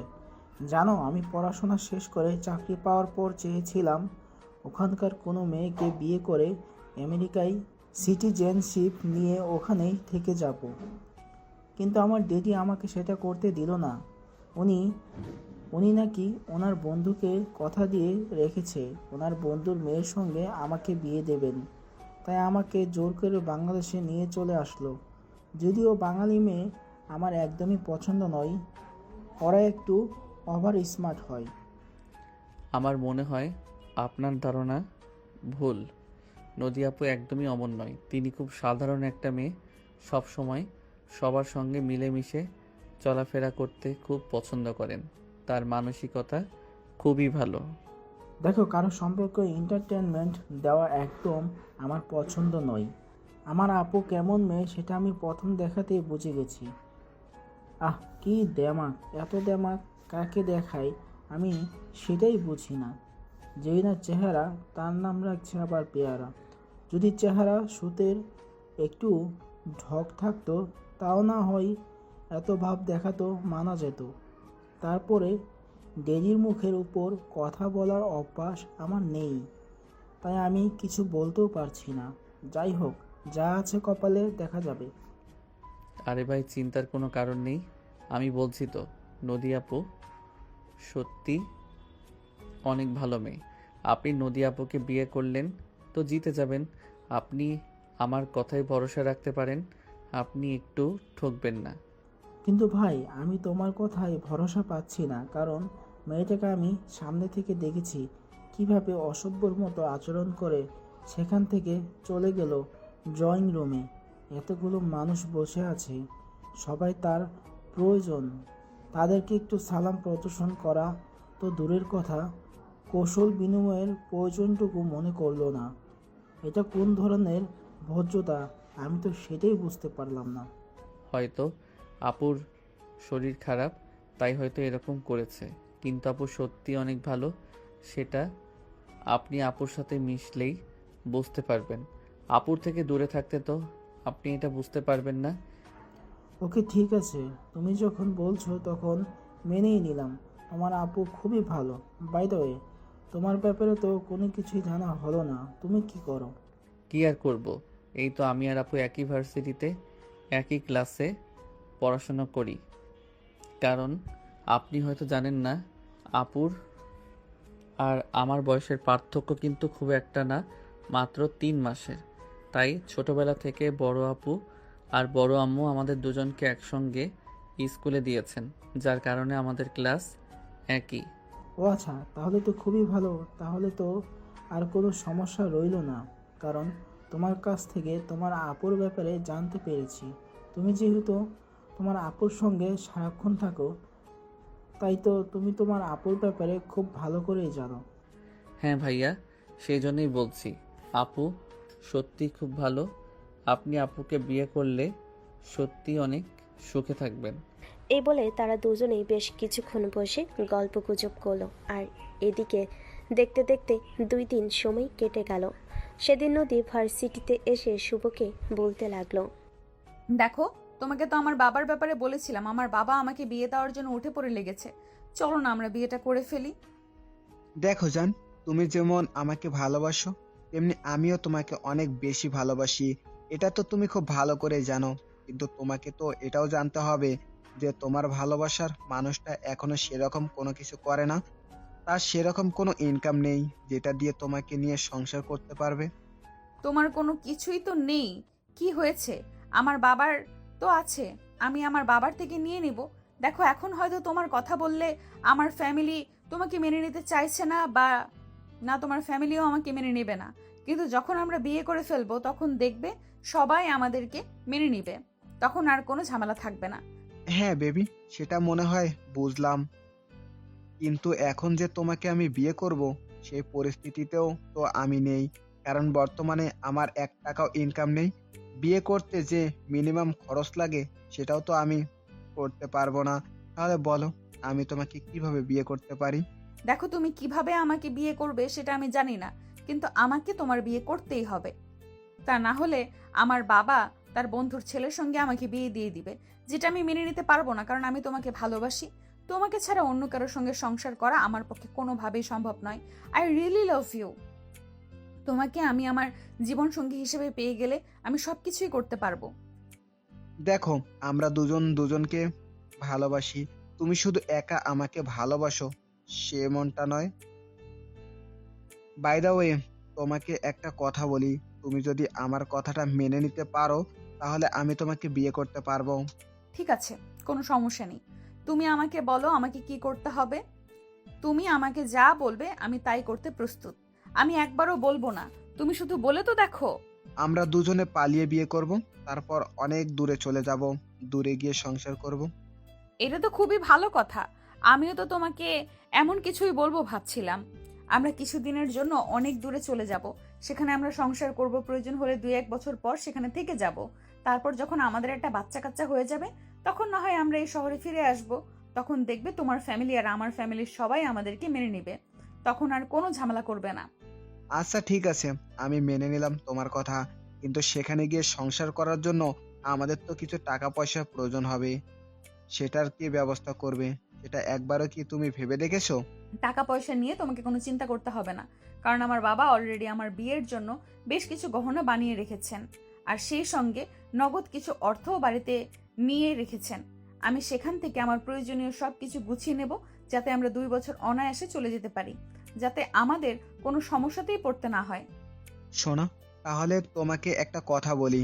তুমি বাড়িতে গিয়ে এমন ভাব দেখাবে যেন তুমি বিয়েতে রাজি, আর তোমার অনেক কিছুর ডিমান্ড করবে, অনেকগুলো গহনা নেবে, যেগুলো তুমি বাড়ি থেকে চলে আসার সময় নিয়ে আসবে।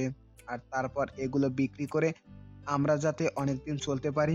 ঠিক আছে বাবু, কোনো সমস্যা নেই, তুমি কোনো চিন্তা করো না, আমি এমনটাই করব। কিন্তু তারপরও আমার তোমাকেই লাগবে, কারণ আমি তোমাকে প্রচন্ড পরিমাণ ভালোবাসি। তোমাকে ছাড়া আমি আর কিছুই চাই না। আচ্ছা ঠিক আছে, তাহলে আজ তুমি বাসায় চলে যাও। আগামী 3 দিন পর তোমার বিয়ে, আর এই 3 দিনে তুমি তোমার সবকিছু গুছিয়ে নেবে। আচ্ছা ঠিক আছে বাবু, তুমি কোনো চিন্তা করো না। তোমাকে পাওয়ার জন্য আমি সব কিছু করতে পারি, প্রয়োজন হলে নিজের জীবন দিয়ে দিব, কিন্তু তারপরেও তোমাকে আমি হারাতে পারবো না, কারণ I will really love you.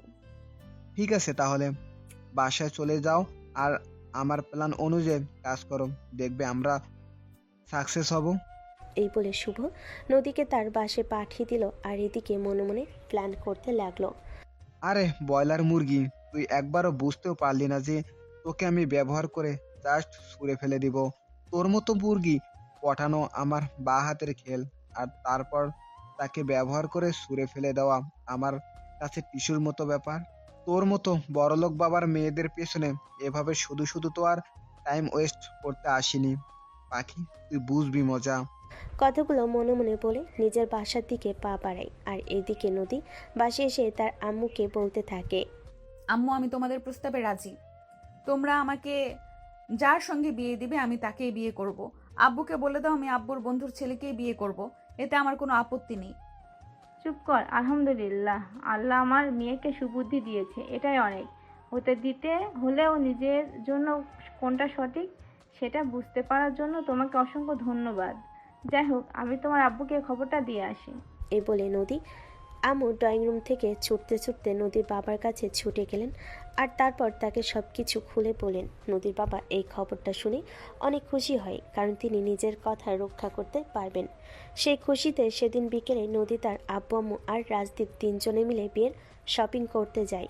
নদী সব কিছু শুভর বুদ্ধিমতোই করছিল। শুভ যা যা বলে দিয়েছে সে সব কিছুই করছিল। অনেক অনেক গহনা কিনেছিল, যেটা থেকে রাজদীপের একটু সন্দেহ লাগছিল। তাই তো রাজদীপ নদীকে বলে, দেখো, আমরা তো বিয়ের পরে আমেরিকায় চলে যাব, সেখান থেকে তুমি গোল্ড আর ডায়মন্ড নিতে পারো। এখানে এত কিছু কেনার কোনো প্রয়োজন নেই। কেন নিব না? অবশ্যই নিব। আমার বাবার একমাত্র মেয়ে আমি আর বিয়ে তো জীবনে একবারই হয়। বিয়ের দিন যদি গা ভর্তি গয়না নাই পড়তে পারি, তাহলে লোকে দেখি কি বলবে, সেটা একবার ভেবে দেখেছেন? এই কথা শুনে নদীর আম্মু নদীকে বলতে থাকে, আচ্ছা ঠিক আছে, কোনো সমস্যা নেই। তোমার যত গহনা পছন্দ হয় তুমি ততটাই নাও। তোমার বাবা আনলিমিটেড টাকা দিয়েছেন, কোনো সমস্যা হবে না। তুমি আমাদের একমাত্র আদরের রাজকন্যা। তুমি আমাদের কাছে চেয়ে পাওনি এমন কোনো কিছু কখনো হয়নি, আর এখনো হবে না। তাই তুমি নিশ্চিন্তে তোমার জন্য কেনাকাটা করতে পারো। তখনই নদী তার আম্মুকে জড়িয়ে ধরে বলতে থাকে, ইউ আর সো গ্রেট আম্মু। তোমার মতো আম্মু পাওয়া ভাগ্যের ব্যাপার। আমি কপাল নিয়ে জন্মেছি, কারণ তোমাদের মতো মা বাবা আমি আমার জীবনে পেয়েছি। বাই দ্য ওয়ে আম্মু, আমার আরো কিছু গহনা পছন্দ হয়েছে, সেগুলোও নিতে চাই। ঠিক আছে মা, কোনো সমস্যা নেই। তোমার যা ভালো লাগে তুমি তাই নাও। এই বলে নদীর আম্মু নদীকে আরও গহনা নিতে বলে আর নদী তার পছন্দ মতো প্রায় 30 ভরির মতো গহনা নিল আর সেই সঙ্গে আরও অনেক কিছু কেনাকাটা করলো আর অবশেষে বাসায় ফিরে আসে।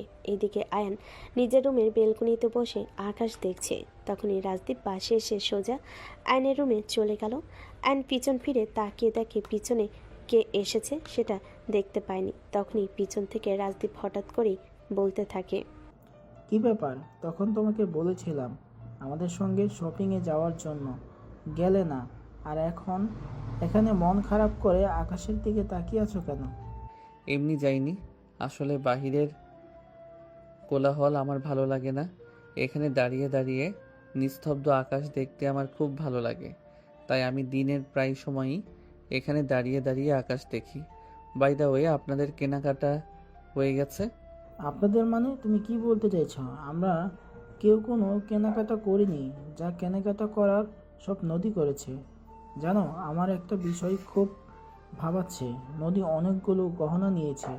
এত গহনা দিয়ে কি করবে? সেখানে আমি বলেছিলাম আমরা কিছুদিন পরে আমেরিকায় চলে যাব, আর সেখান থেকে তাকে গোল্ড ও ডায়মন্ড কিনে দিব, কিন্তু সে আমার কোনো কথাই শুনলো না। তখনই আয়ান রাজদীপকে বলতে থাকে, আরে ভাই, মেয়েদের গহনা আর শাড়ির প্রতি একটু আকর্ষণ বেশি থাকে, তাই হয়তো নিয়েছে। এতে অবাক হওয়ার কিছু নেই। প্রত্যেকটা মেয়ে এরকম গহনা আর শাড়ি খুব পছন্দ করে। রাজদীপ তখন আর কিছু বলল না, কারণ সে বুঝতে পারল ফ্যামিলির মানুষের কাছে এই বিষয়টা একটু নর্মাল, কিন্তু তার কাছে তারপরও যেন এই ব্যাপারটা কেমন খটকা খটকা লাগছে। এদিকে বিয়ের দিন ঘনিয়ে আসলো। নদী রুমে গিয়ে লুকিয়ে লুকিয়ে শুভর সঙ্গে কথা বলে। এই বিষয়টা অ্যান লক্ষ্য করছে, কিন্তু কিছু বলতে পারছে না, কারণ তাকে বকা শুনতে হবে। কিন্তু অ্যান এবার মনে মনে ভাবলো, যখন বিয়েটা হয়ে যাচ্ছে তখন কেন শুভর সঙ্গে এত কথা বলছে। তাই সে মনে মনে চিন্তা করে নদীর রুমে গেল। নদী তখন শুভর সঙ্গে প্রেম আলাপে মগ্ন ছিল। পিছন থেকে আয়ন বলতে লাগলো, দেখো আপু, একজনের সঙ্গে তোমার বিয়ে হয়ে যাচ্ছে। এখন অন্তত এই সব কিছু বাদ দাও। কথাটা বলেই পিছন ফিরে তাকায় নদী, আর তখনই আয়নকে দেখে আগুন হয়ে বলতে থাকে, এই ছোট লোকের বাচ্চা, তোকে কে বলেছে আমার রুমে আসতে? তোকে কে পারমিশন দিয়েছে আমার রুমে আসার জন্য? তোকে না কতবার বলেছি তুই আমার চোখের সামনে পর্যন্ত আসবি না। তোকে আমি সহ্য করতে পারি না, কিন্তু তারপরেও তুই কেন এসেছিস আমার রুমে? আপু, তুমি যেটা করছো সেটা একদম ঠিক করছো না। রাজদীপ ভাইয়া যদি জানতে পারে তুমি তার সঙ্গে বিয়ে করতে চেয়ে তোমার বয়ফ্রেন্ডের সঙ্গে সম্পর্ক কন্টিনিউ করছো, তাহলে উনি কিন্তু খুব কষ্ট পাবেন। আজ বাদে কাল তোমাদের বিয়ে। এখন অন্তত এটা বাদ দাও। এই উগন্ডারের বংশধর, তুই আমার চোখের সামনে থেকে সর। আমি কি কল্পনা করব সে ব্যাপারে আমি তোর কাছ থেকে কোনো অ্যাডভাইস নেব না। তোর চেহারাটাও যে আমি দেখতে পারি না, এটা কি তুই বুঝিস না? ছোট লোক তোর কোথাকার। এই বলে নদী আয়নকে ধাক্কাতে ধাক্কাতে নিজের রুম থেকে বের করে দিল, আর সঙ্গে সঙ্গে দরজাটা বন্ধ করে দিল। এই দৃশ্যটা একটু দূরে দাঁড়িয়ে দেখছিল রাজদীপ। নদী যখন রুমের দরজা বন্ধ করে দিল, তখনই আয়নের কাছে রাজদীপ এগিয়ে এলো, আর রাজদীপ তখন আয়নকে বলতে লাগলো, কি ব্যাপার আয়ান, কি হয়েছে? আমি তো কিছু বুঝতে পারলাম না। নদী এভাবে তোমাকে ধাক্কাতে ধাক্কাতে রুম থেকে বের করে দিয়েছে কেন? কিছু না ভাইয়া, এই তো আপুর সঙ্গে একটু দুষ্টামি করছিলাম, এই জন্যই আমাকে রুম থেকে বের করে দিয়েছে। আসলে সে আপনাকে নিয়ে নতুন সংসার করার স্বপ্ন দেখছে, তো এই জন্যই আর কি, আর কিছু না। এই বলে রাজদীপকে কোনো কিছু বুঝতে না দিয়ে আয়ন সেখান থেকে চলে আসে। আর এদিকে রাজদীপ বেশ কিছুক্ষণ সেখানে দাঁড়িয়ে থাকে। তখনই রুমের ভেতর থেকে ফুটো ফুটোর কথা বলার আওয়াজ শুনতে পায়। তখনই রাজদীপ নদীর রুমের দরজায় নক করে। নদী একটু ভয় পেয়ে যায়। নদী শুভর সঙ্গে কথা বলা শেষ করে ফোনটা রেখে দিয়ে তারপরে রুমের দরজা খুলে রাজদীপকে সেখানে দেখতে পেয়ে এসে বলতে থাকে, কি ব্যাপার, তুমি হঠাৎ এখানে? কিছু হয়েছে নাকি? তোমার কিছু লাগবে? না, এমনি একা একা বোর ফিল করছিলাম, তাই ভাবলাম তোমার সঙ্গে একটু গল্প করা যাক, এই জন্যে চলে আসা। বাই দ্য ওয়ে, আমি এসে আবার তোমাকে বিরক্ত করলাম না তো? আরে না, সেরকম কোনো ব্যাপার না। আমিও রুমে একা একাই শুয়েছিলাম। আসুন না, ভেতরে এসে বসুন, তারপর আপনার সঙ্গে গল্প করি। আপনি বসুন, আমি আয়ানকে বলি আমাদের দুজনের জন্য চা পাঠাতে। না, সেটা কোনো প্রয়োজন হবে না। আপনি বলছেন আপনার সঙ্গে গল্প করি, বাস এইটুকুই চলে যাবে। এদিকে নদীর ইচ্ছে না থাকা সত্ত্বেও রাজদীপকে রুমের ভিতর নিয়ে আসে, আর তারপর দুজন মিলে গল্প করতে থাকে। যদিও এখানে নদীর ইন্টারেস্ট কম ছিল, রাজদীপ নিজের থেকে কথা বলছিল তার সঙ্গে। সে শুধু মাঝে মধ্যে হা না দিয়ে তার সঙ্গে সায় দিচ্ছিল, এর বেশি কিছুই না। রাজদীপ সেটা খুব ভালোভাবেই বুঝতে পারছিল, কিন্তু তারপরও সে কিছুই বলেনি, কারণ নদী তার সঙ্গে কথা বলার ফাঁকে ফাঁকে এই শুভর সঙ্গে চ্যাটিং চালিয়ে যাচ্ছিল, যেটা রাজদীপ প্রায় দেখে ফেলেছিল। তাই রাজদীপ তাকে জিজ্ঞাসা করে, কি ব্যাপার, তুমি কি কারোর সঙ্গে ফোনে চ্যাটিং করছো নাকি? আরে না, সেরকম কোনো ব্যাপার নয়। আসলে আমার এক বান্ধবীরও আগামী মাসেই বিয়ে, তাই তার সঙ্গে একটু কথা বলছিলাম আর কি। কারণ আমি তো তার বিয়েতে থাকতে পারবো না, আমাকে তো তোমার সঙ্গে চলে যেতে হবে, তাই তার একটু মন খারাপ। ও আচ্ছা, এটা কার? তাহলে তো এটা তোমার জন্যই খুব দুঃখজনক, কারণ তোমাকে আমার সঙ্গে চলে যেতে হবে। বন্ধুর বিয়েতে থাকতে পারবে না। তুমি চাইলে কিন্তু বন্ধুর বিয়েতে থাকতে পারো, আমি তোমাকে পাঠানোর ব্যবস্থা করতে পারি। আরে না, ও আমার তেমন কাছের বন্ধু নয়। আমার না না আসলেও চলবে। বাই দ্য ওয়ে, কাল তো আমাদের হলুদ, তাই না? হ্যাঁ, জীবনে প্রথমবার বিয়ে করতে চলে এসেছি তো। আপনার আবার এক্সাইটমেন্টের কি আছে? আপনি তো আমেরিকাকে বড় হয়েছেন, যেখানে সব সময় স্বাধীনতা আপনি পেয়েছেন, যেটা আমরা বাংলাদেশের ছেলেমেয়েরা পাই না। হ্যাঁ, এই কথা সত্যি, কিন্তু আমি বাঙালি সংস্কৃতিতে বিশ্বাসী। আমি কিন্তু কখনো সেরকম ফ্রিডম পাওয়ার পরেও কাজে লাগাইনি, কারণ আমি সব সময় চেয়েছি আমার বাবা মার পছন্দের কোনো বাঙালি মেয়েকে বিয়ে করব। কারণ আমেরিকায় মেয়েরা বিয়ে করে ঠিকই কিন্তু সংসারী হয় না, আর আমি আমার মাকে সেই ছোটোবেলা থেকে দেখেছি আমার মা কতটা সংসারী, তাই বাঙালি মেয়ে আমার খুবই পছন্দের। ও আচ্ছা, ঠিক আছে, কোনো সমস্যা নেই। তাহলে তো ভালোই হলো, আমিও আমার মেন্টালিটির মতো একজন মানুষ পেয়ে গেলাম। আমি তো ভেবেছিলাম আপনি আমেরিকায় থাকেন, সেজন্য হয়তো আপনার সঙ্গে আমার বন্ডিংটা সেরকম ভালো হবে না, সেই জন্যই তো আমি প্রথমে বিয়েতে না করেছিলাম। কিন্তু এখন আপনাকে যতই দেখছি ততই অবাক হচ্ছি। আপনাকে দেখে বারবার মনে হচ্ছে আপনার সঙ্গে আমার পরিচয়টা আরো আগে হলেই ভালো হতো। এখন তো পরিচয় হয়েছে, এখন আর কোনো সমস্যা নেই। আচ্ছা, আপনি থাকেন, তাহলে আমি আসছি। এ বলে রাজদীপ নদীর রুম থেকে বের হয়ে চলে আসে, আর তার মনে একটা খটকা কাজ করতে থাকে। নদী কার সঙ্গে এবার চ্যাটিং করছিল? নদী যতই বলুক সে তার বান্ধবীর সাথে চ্যাটিং করছিল, কিন্তু রাজদীপ এই কথাটা মানতে পারল না, কারণ বান্ধবীর সঙ্গে চ্যাটিং করলে কেউ এত দূর তো টাইপিং করতে পারে না, আর এতটা লুকিয়ে চ্যাটিং করার কোনো প্রয়োজন পড়ে না। তারপর সে এসব কিছু মাথা থেকে ঝেড়ে ফেলে দেওয়ার চিন্তা করে, কারণ যে মেয়েটার সঙ্গে কাল বাদে পরশু তার বিয়ে, সেই মেয়েটাকে নিয়ে সন্দেহ করা মোটো একজন সুপুরুষের কাজ নয়। এদিকে দেখতে দেখতে পরের দিন তাদের গায়ে হলুদের অনুষ্ঠান হয়ে যায়, আর সেদিন রাতের বেলা নদী নিজের রুমে এসেছে মাত্র, তখনই শুভ ফোন দেয়। কি ব্যাপার বেবি, তুমি কি সবকিছু রেডি করে রেখেছো? আমি কখন আসবো তোমাকে নিতে? হ্যাঁ বাবু, আমি সবকিছু গুছিয়ে রেখেছি। সবাই ঘুমিয়ে নিক, তারপরে আমি তোমাকে ফোন দিব। আর আমি ফোন দেওয়ার সঙ্গে সঙ্গে কিন্তু চলে আসবে, 1 সেকেন্ডও দেরি করবে না। বাড়ির কেউ যদি দেখে ফেলে তাহলে কিন্তু বিপদে পড়ে যেতে হবে, এটাও সব সময় তোমার মাথায় রাখবে। আচ্ছা বেবি, ঠিক আছে, কোনো সমস্যা নেই। তুমি যখন বলবে আমি তখনই চলে আসবো। তবে বেবি, তুমি কিন্তু সবকিছু ঠিকঠাক গুছিয়ে নিয়ে তারপরে এসো, তা না হলে কিন্তু আমরা খুব ঝামেলায় পড়ে যাব। এই বলে ফোন কেটে দেয় শুভ, আর এদিকে নদী নিচের রুমে বসে অপেক্ষা করতে থাকে কখন রাত গভীর হবে আর সবাই ঘুমিয়ে যাবে। তার অপেক্ষার সময় যেন কাটছিল না। সে রুমের ভিতর এপাশ ওপাশ পায়চারি করছিল। বাসার সবাই প্রায় শুয়ে পড়েছিল। তখনই আয়ন কিচেনের দিকে পা বাড়ায় পানি খাওয়ার জন্য। তার খুব পানি পিপাসা পেয়েছিল, আর তখনই দেখতে পেল নদীর রুমে লাইট অন।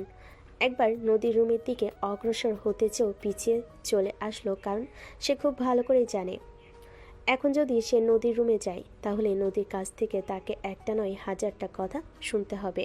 কাল তো বিয়ে, আর বিয়ের পর তো এই বাড়ি ছেড়ে চলে যাবে, তাহলে কেন শুধু শুধু ঝামেলা বাঁধাবে? তাই সে আর কোনো কথা না বলে পানি খেয়ে তারপর নিজের রুমে গিয়ে শুয়ে পড়ল। কিন্তু তার ঘুম আসছিল না। তার মনে কেমন যেন একটা সন্দেহ কাজ করছিল, একটা অস্থিরতা লাগছিল। মনে মনে ভাবল এতদিন ধরে নদী এই বাড়িতে রয়েছে, আর কাল হঠাৎ করে এই বাড়ি ছেড়ে চলে যাবে, এজন্য হয়তো তার মন খারাপ লাগছে। অপরদিকে বাড়ি যখন নিস্তব্ধ, তখন নদী শুভকে ফোন দেয় আর বাসার সামনে চলে আসার জন্য। আর তখনই শুভ বাইক নিয়ে তার বাসার সামনে চলে আসে। নদী সবার চোখ ফাঁকি দিয়ে বাসা থেকে বেরিয়ে আসে শুভর সাথে, আর শুভর সঙ্গে তার একটা বন্ধু। শুভর বন্ধু শুভ আর নদীকে রেলওয়ে স্টেশন পর্যন্ত পৌঁছে দেয়, আর তারপর বলে, দুজনে ভালো থাকিস, আর দুজন দুজনের খেয়াল রাখিস। কোনো ঝামেলায় পড়লে আমাকে ফোন করিস। ঠিক আছে দোস্ত, তুই কোনো চিন্তা করিস না, আর কোনো ঝামেলাও তো আশা করছি পড়বো না। আল্লাহর সহায় সবকিছু ইনশাল্লাহ সামনে নিতে পারবো। ঠিক আছে, তাই যেন হয়। আর নদী দুজন দুজনার খুব খেয়াল রাখবে। সেখানে কিন্তু তোমাদের খেয়াল রাখার জন্য অন্য কেউ থাকবে না, তাই তোমাদের নিজেদেরকে নিজেদের খেয়াল রাখতে হবে। আচ্ছা ঠিক আছে, তাহলে আমরা আসি, আর তুমি বাইক নিয়ে চলে যাও। এইদিকে কি হয় আমাদেরকে ফোন করে জানিও। এই বলে তারা দুজনে ট্রেনে উঠে বসলো আর কিছুক্ষণের মধ্যেই ট্রেন ছেড়ে দিল। এদিকে আকাশও স্টেশন থেকে বের হয়ে বাসেই চলে গেল। সকাল 10টা বাজে। বাড়ির সবাই ঘুম থেকে উঠে গেছে, আজ বিয়ে বলে কথা। কিন্তু নদী এখনও রুম থেকে বের হচ্ছে না, রুমের দরজাটাও খুলছে না। নদীর মা বেশ কয়েকবার রুমের দরজার সামনে দাঁড়িয়ে নদীর নাম ধরে ডেকেছেন, দরজায় নক করেছেন, কিন্তু দরজা খোলার কোনো নাম গন্ধ নেই। তখনই তিনি দেখতে পেলেন দরজাটা বাইরে থেকে লক করা। এটা দেখেই তিনি দরজা খুলে ভিতরে প্রবেশ করলেন, আর তারপর যেটা দেখলেন তিনি তো এক চিৎকার। নদীর আব্বু কোথায় তুমি? আমার সর্বনাশ হয়ে গেছে, তোমার মেয়ে সবকিছু নিয়ে পালিয়ে গেছে। নদীর আম্মুর এমন চিৎকার শুনে সবাই সেখানে ছুটে আসেন। নদীর আব্বু নদীর আম্মুর কাছে এসে বলতে থাকেন, আরে এসব কি বলছো তুমি? তোমার কি মাথা খারাপ হয়ে গেছে? আমার মাথা খারাপ হয়ে যায়নি, যা সত্য তাই বলছি। এই যে দেখো, আলমারিতে কোনো গহনা নেই, তোমার মেয়ে টাকা পয়সা সবকিছু নিয়ে পালিয়ে গেছে। আমার আগেই তোমার মেয়েকে সন্দেহ হয়েছিল যে সে কেন এত গহনা কিনছে। তখনই পাশ থেকে রাজদীপ বলতে থাকে, কি ব্যাপার আন্টি, আমার কথা মিলে গেল তো? আমি তো আগেই বলেছিলাম আপনার মেয়ের কোনো একটা সমস্যা আছে, যার কারণে এতগুলো গোল্ড কিনছে। তা না হলে একটা মেয়ে কখনো এতগুলো গোল্ড কিনতে পারে না। সেখানে আমি নিজে থেকে তাকে বলেছি আমেরিকায় যাওয়ার পর আমি ওখান থেকে তাকে গোল্ড এবং ডায়মন্ড কিনে দেব, কিন্তু সে কোনো কথাই শুনলো না। সে বাংলাদেশ থেকেই এগুলো নিবে। এখন তো আমার কথা পরিষ্কার মিলে গেল, এখন তো বুঝতে পেরেছেন? কি হচ্ছে আমি কিছুই বুঝতে পারছি না। প্লিজ তোমরা সবাই ঠান্ডা হও, আমাকে একটু ব্যাপারটা বুঝতে দাও। এখানে বোঝাবুঝির কিছু নেই আঙ্কেল। আপনার মেয়ে কোনো ছেলের সঙ্গে রিলেশন করে, আর তাকে বিয়ে করার জন্যই আমাকে বিয়ে করতে প্রথম না করেছিল। আর তারপর যখন হয়তো দেখলো তার বয়ফ্রেন্ড বেকার, তাকে বিয়ে করলে সংসার করতে পারবে না, তাই এসব নাটক করছে। রাজদীপের সঙ্গে অন্যান্য সবাই সুর মেলাতে লাগলো, কারণ সবার চোখে সামনে এটাই সত্যি হয়ে গেছে যে নদী তার বয়ফ্রেন্ডের সঙ্গে পালিয়ে গেছে। তাই রাজদীপের পরিবার সেদিন ওই বাড়িতে আর এক মুহূর্ত দেরি না করে রাজদীপকে নিয়ে বাড়ি থেকে বের হয়ে চলে গেল। তারা হোটেলে 2 দিন থাকলো, আর তারপরেই আমেরিকায় ফেরত গেল। এদিকে নদী রেলওয়ে স্টেশনের পাশে বসে কান্না করছে। হ্যাঁ ভিউয়ার্স, আপনারা একদম ঠিকই শুনেছেন, ঢাকা থেকে শুভর সঙ্গে চট্টগ্রাম এসেছিল। এখানে এসে নতুন সংসার করবে বলে, কিন্তু শুভ কোনো একটা অজুহাত রেখে নদীকে চট্টগ্রাম রেলওয়ে স্টেশনে ফেলে রেখে সেখান থেকে চলে গেছে।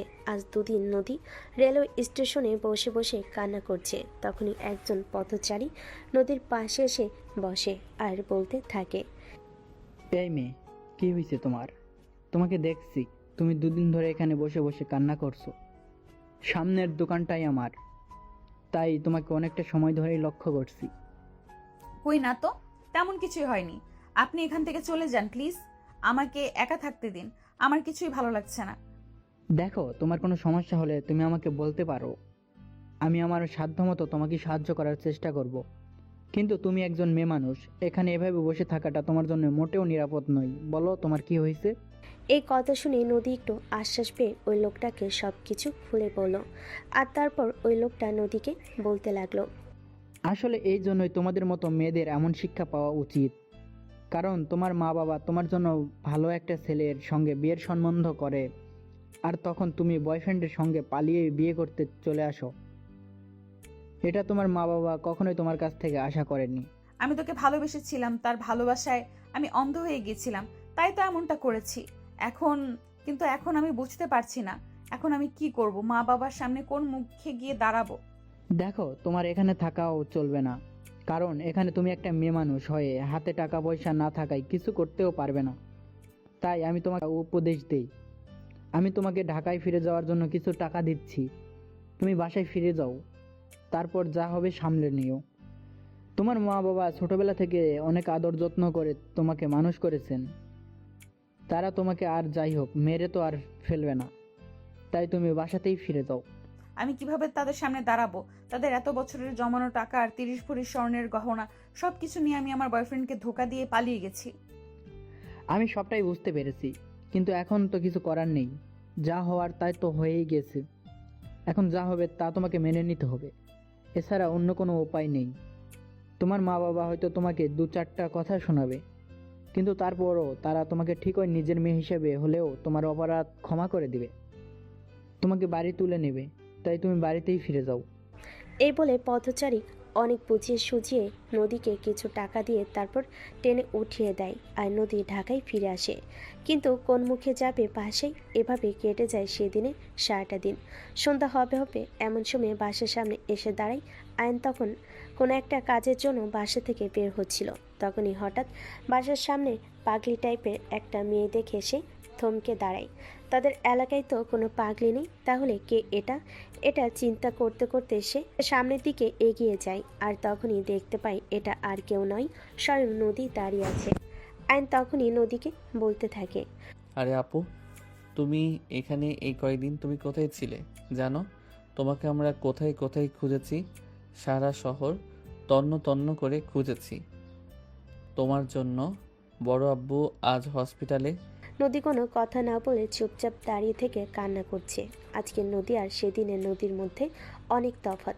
সে একদম বোবার মতো হয়ে দাঁড়িয়ে সব কিছু শুনছে, যেন সে কথা বলার ভাষা হারিয়ে ফেলেছে। তখনই আয়ন তাকে বলতে থাকে, কি ব্যাপার, কি হয়েছে আপু? তুমি কোনো কথা বলছো না কেন? এভাবে কান্না করছো কেন? প্লিজ কিছু একটা তো বলো। আয়ান প্লিজ, তোরা সবাই আমাকে ক্ষমা করে দে, আমার ভুল হয়ে গেছে, প্লিজ এই শেষবারের মতো আমাকে ক্ষমা করে দে। আরে আপু, কি হয়েছে সেটা তো খুলে বলো, তা না হলে বুঝবো কি করে। আর তুমি এমনভাবে কান্না করছো, বলো আমাকে। আমি সেদিন রাতে সবকিছু নিয়ে শুভর সঙ্গে পালিয়ে গেছিলাম, আর শুভ আমাকে রাজশাহী রেলওয়ে স্টেশনে একা ফেলে রেখে কোথায় যেন চলে গেছে। তার কোনো খোঁজ খবর আমি জানি না, আমার ফোনটা পর্যন্ত নিয়ে গেছে। হায় আল্লাহ, এসব তুমি কি বলছো? আচ্ছা ঠিক আছে, কোনো সমস্যা নেই, তুমি বাড়ির ভিতরে আসো, খাওয়া দাওয়া করো, তারপর বিশ্রাম নাও। আমি হসপিটালে যাচ্ছিলাম, বড় আব্বুকে আজ রিলিজ করা হবে, তাকে বাসায় নিয়ে আসার জন্য। তুমি বাসায় গিয়ে খাওয়া দাওয়া করে বিশ্রাম করো, আমি ততক্ষণে বড় আব্বু আর বড় আম্মুকে নিয়ে বাসায় চলে আসি। এ বলে আয়ন নদীকে বাসে পাঠিয়ে দিয়ে তারপর সেখান থেকে হসপিটালে চলে গেল নদীর আব্বু আম্মু দুজনকে বাসায় নিয়ে আসার জন্য। রাত 8টার দিকে আয়ন তাদের দুজনকে নিয়ে বাসায় চলে আসে। তারপর তিনজনে মিলে একসঙ্গে বসে খাওয়া দাওয়া করে, আর আয়ন তার বড় আব্বুকে নিয়ে এসে ড্রয়িং রুমে বসে। আয়ন তার বড় আব্বুর পায়ের কাছে এসে বসে, আর তারপর পা দুটো জড়িয়ে ধরে বলতে থাকে, বড় আব্বু, এতটুকু বড় হয়েছি এখনো পর্যন্ত কিন্তু তোমাদের কাছে আমি নিজের থেকে কোনো কিছুই চাইনি। আজ কিছু একটা চাইবো, সেটা আমাকে দেবে। দেখ বাবা, আমার কাছে তোকে দেওয়ার মতো কিছু নেই, তবে তুই বলতে পারিস, আমি যদি পারি অবশ্যই চেষ্টা করব। তুমি দিতে পারবে না এমন কিছুই আমি তোমার কাছে চাইবো না, আমি শুধু তোমার থেকে একটা কথা নিতে চাই, বলো তুমি আমার কথা রাখবে। আচ্ছা ঠিক আছে, বল কি এমন কথা? আমি তোর জন্য সব করতে পারি, এখন তো তুই আমার একমাত্র ভরসা। তখনই আয়ন বলতে শুরু করে, নদী আপু নিজের ভুল বুঝতে পেরেছে, এই বাড়িতে ফিরে এসেছে, তুমি তাকে এই বাড়ি থেকে তাড়িয়ে দিও না প্লিজ, এটাই তোমার কাছে আমার অনুরোধ, প্রথম এবং শেষ। প্লিজ তুমি আমার এই অনুরোধটা রাখো। বলে আয়ন নদীর বাবার পা দুটো জড়িয়ে ধরে কান্না করতে থাকে। বেশ কিছুক্ষণ এইভাবে চলে যায়। নদীর বাবা কোনো কথাই বলে না, একদম চুপ হয়ে বসে থাকে। তখনই আয়ন আবারও বলতে থাকে, কি ব্যাপার বড় আব্বু, আমি তোমাকে কিছু বলেছি কিন্তু তুমি আমার কথার উত্তর দিচ্ছ না কেন? বলো, তুমি নদী আপুকে কিছুই বলবে না, তাকে তুমি মেনে নিবে, তাকে তুমি এই বাড়িতে জায়গা দেবে। বেশ কিছুক্ষণ চুপ থাকার পর নদীর বাবা আয়নকে বলে, নদীকে ওনার সামনে নিয়ে আসার জন্য আয়ন নদীকে তার রুম থেকে ড্রয়িং রুমে নিয়ে আসে। নদী কাচুমাচু হয়ে দাঁড়িয়ে আছে, ভয় একদম চুপসে গেছে, মাথা নিচু করে দাঁড়িয়ে আছে, উপর দিকে তাকানোর সাহস পর্যন্ত পাচ্ছে না। তখনই নদীর বাবা তাকে বলতে থাকে, আমি ওকে একটা শর্তেই ক্ষমা করব, শুধুমাত্র ও যদি তোকে বিয়ে করতে রাজি হয়। কথাটা শুনে ভীষণভাবে চমকে যায় নদী এবং আয়ান। নদী কিছু বলতে চাইলেও বলতে পায়নি, তাই আয়ান বলতে থাকে, মানে তুমি কি বলতে চাইছো বুঝতে পারছি না। আমি একটা শর্তেই নদীকে এই বাড়িতে থাকতে দেব, যদি নদী তোকে বিয়ে করে আর তোকে স্বামীর মর্যাদা দেয়, আর নয়তো তাকে এই মুহূর্তে এই বাড়ি থেকে বের হয়ে যেতে হবে। এই বাড়িতে তার কোনো জায়গা হবে না। তখনই নদীর 7-5 চিন্তা না করে তার বাবাকে বলে, ঠিক আছে, আমি রাজি, কোনো সমস্যা নেই, তুমি বিয়ের ব্যবস্থা করো। নদীর এই কথাটা বলতে দেরি হলো। নদীর বাবা বাসায় কাজী ডেকে নিতে দেরি করলেন না। সব কিছু দেখে আয়ন একদম অবাক। এসব কি হতে চলেছে? সে কিনা নিজের বোনকে বিয়ে করতে হবে। সে কোনো কথা বলতে পারছে না। বিয়ের সমস্ত কাজটাই হয়ে এসেছে, শুধু কবুল বলা বাকি। তখন নদীর আম্মু হাত দুটো শক্ত করে ধরে বলতে থাকে, বড় আম্মু, এসব কি হচ্ছে? প্লিজ তোমরা এমন কিছু আমার সঙ্গে করো না। নদী আপু শুভ ভাইয়াকে ভালোবাসে, তার মধ্যে আবার রাজদীপ ভাইয়ার সঙ্গে বিয়ে ভেঙে গেল। আমি আপুর চাইতে বয়সে ছোট, তাছাড়া আমরা ভাই বোন। এমন কিছু করো না প্লিজ। আমার কিছুই করার নেই, তোমার বড় আব্বু নিজের সিদ্ধান্ত নিয়েছে, তাই এখানে আমার কোনো কথা চলবে না। চুপচাপ যা হচ্ছে মেনে নাও। এই বলে নদীর আম্মু নিজের হাত ছাড়িয়ে দিয়ে সেখান থেকে চলে গেলেন। আয়ন তখন আর কাউকেই কোনো কিছু বলতে পারল না, চুপচাপ সবটা মেনে নিতে হলো। এদিকে বাসর ঘরে বসে আছে নদী, কিন্তু আয়ন কোনোভাবেই বাসর ঘরে প্রবেশ করতে চাইছে না। সেটা কোনোভাবেই মেনে নিতে পারছে না। নিজের আপন চাচাতো বোনকে তার বিয়ে করতে হয়েছে। নদীর আম্মু একরকম জোর করে আয়নকে নদীর রুমে দিয়ে গেছে। আয়ন তখনও দরজার সামনে দাঁড়িয়ে আছে, দরজা বাইরের দিক থেকে বন্ধ। তখনই আয়ন নদীকে বলতে থাকে, প্লিজ আপু, তুমি আমাকে ভুল বুঝো না। তোমাকে বিয়ে করার কোনো ইচ্ছে আমার নেই। আমি নিজেই তোমাকে তালাক দিয়ে দেব। তখনই আয়নকে চমকে দিয়ে নদী বলতে থাকে, তালাক দিবি মানে? সব কিছু ছেলে খেলা পেয়েছিস নাকি? যা, সবাই আমার সঙ্গে ছেলে খেলা করবি? তোর সঙ্গে আমার বিয়ে হয়েছে, আমি তোর বিয়ে করা বউ, আর আমাকে তুই এখনই বলছিস তালাক দিয়ে দিবি? আর এই সব কিছু আমাকে মেনে নিতে হবে? কখনোই না। তোর সঙ্গে আমার বিয়ে হয়েছে, আর এখন আমি তোর সঙ্গে বাসর করব, এটাই আমার শেষ কথা। আরে আপু, এসব তুমি কি বলছো? তোমার কি মাথা খারাপ হয়ে গেছে নাকি? হ্যাঁ, আমার মাথা খারাপ হয়ে গেছে, আর আমি পাগল হয়ে গেছি। এখন তোর যা ভালো লাগে তাই। আপু, আমি তোমার ভাই হই, এটা ভুলে যেও না প্লিজ। না, আমি ভুলে যাইনি তো। তুই আমার চাচাতো ভাই হোস। নিয়ে এবার শুরু কর, তোর সঙ্গে টি-20 খেলবো এক্ষুনি। এই বলে নদী আয়নকে ধাক্কা দিয়ে খাটের উপর ফেলে দেয়, আর নিজে আয়নের বুকের উপর উঠে বসে আয়নকে কিছু কথা বলার সুযোগ না দিয়েই তার ঠোঁট দুটো নিজের দখলে নিয়ে গভীরভাবে চুমু খেতে থাকে। আর এভাবে শুরু হয় তাদের দুষ্টু মিষ্টি একটা ভালোবাসার গল্প। সুপ্রিয় ভিউয়ার্স, আমাদের আজকের গল্পটি এ পর্যন্তই ছিল। গল্পটি ভালো লাগলে লাইক, কমেন্ট অ্যান্ড শেয়ার করে পাশে থাকবেন। আর নিত্য নতুন ভালোবাসার গল্প পেতে আমাদের চ্যানেলটিকে সাবস্ক্রাইব করে রাখবেন। এতক্ষণ সাথে থাকার জন্য ধন্যবাদ। সবাই ভালো থাকবেন, সুস্থ থাকবেন। আল্লাহ হাফেজ।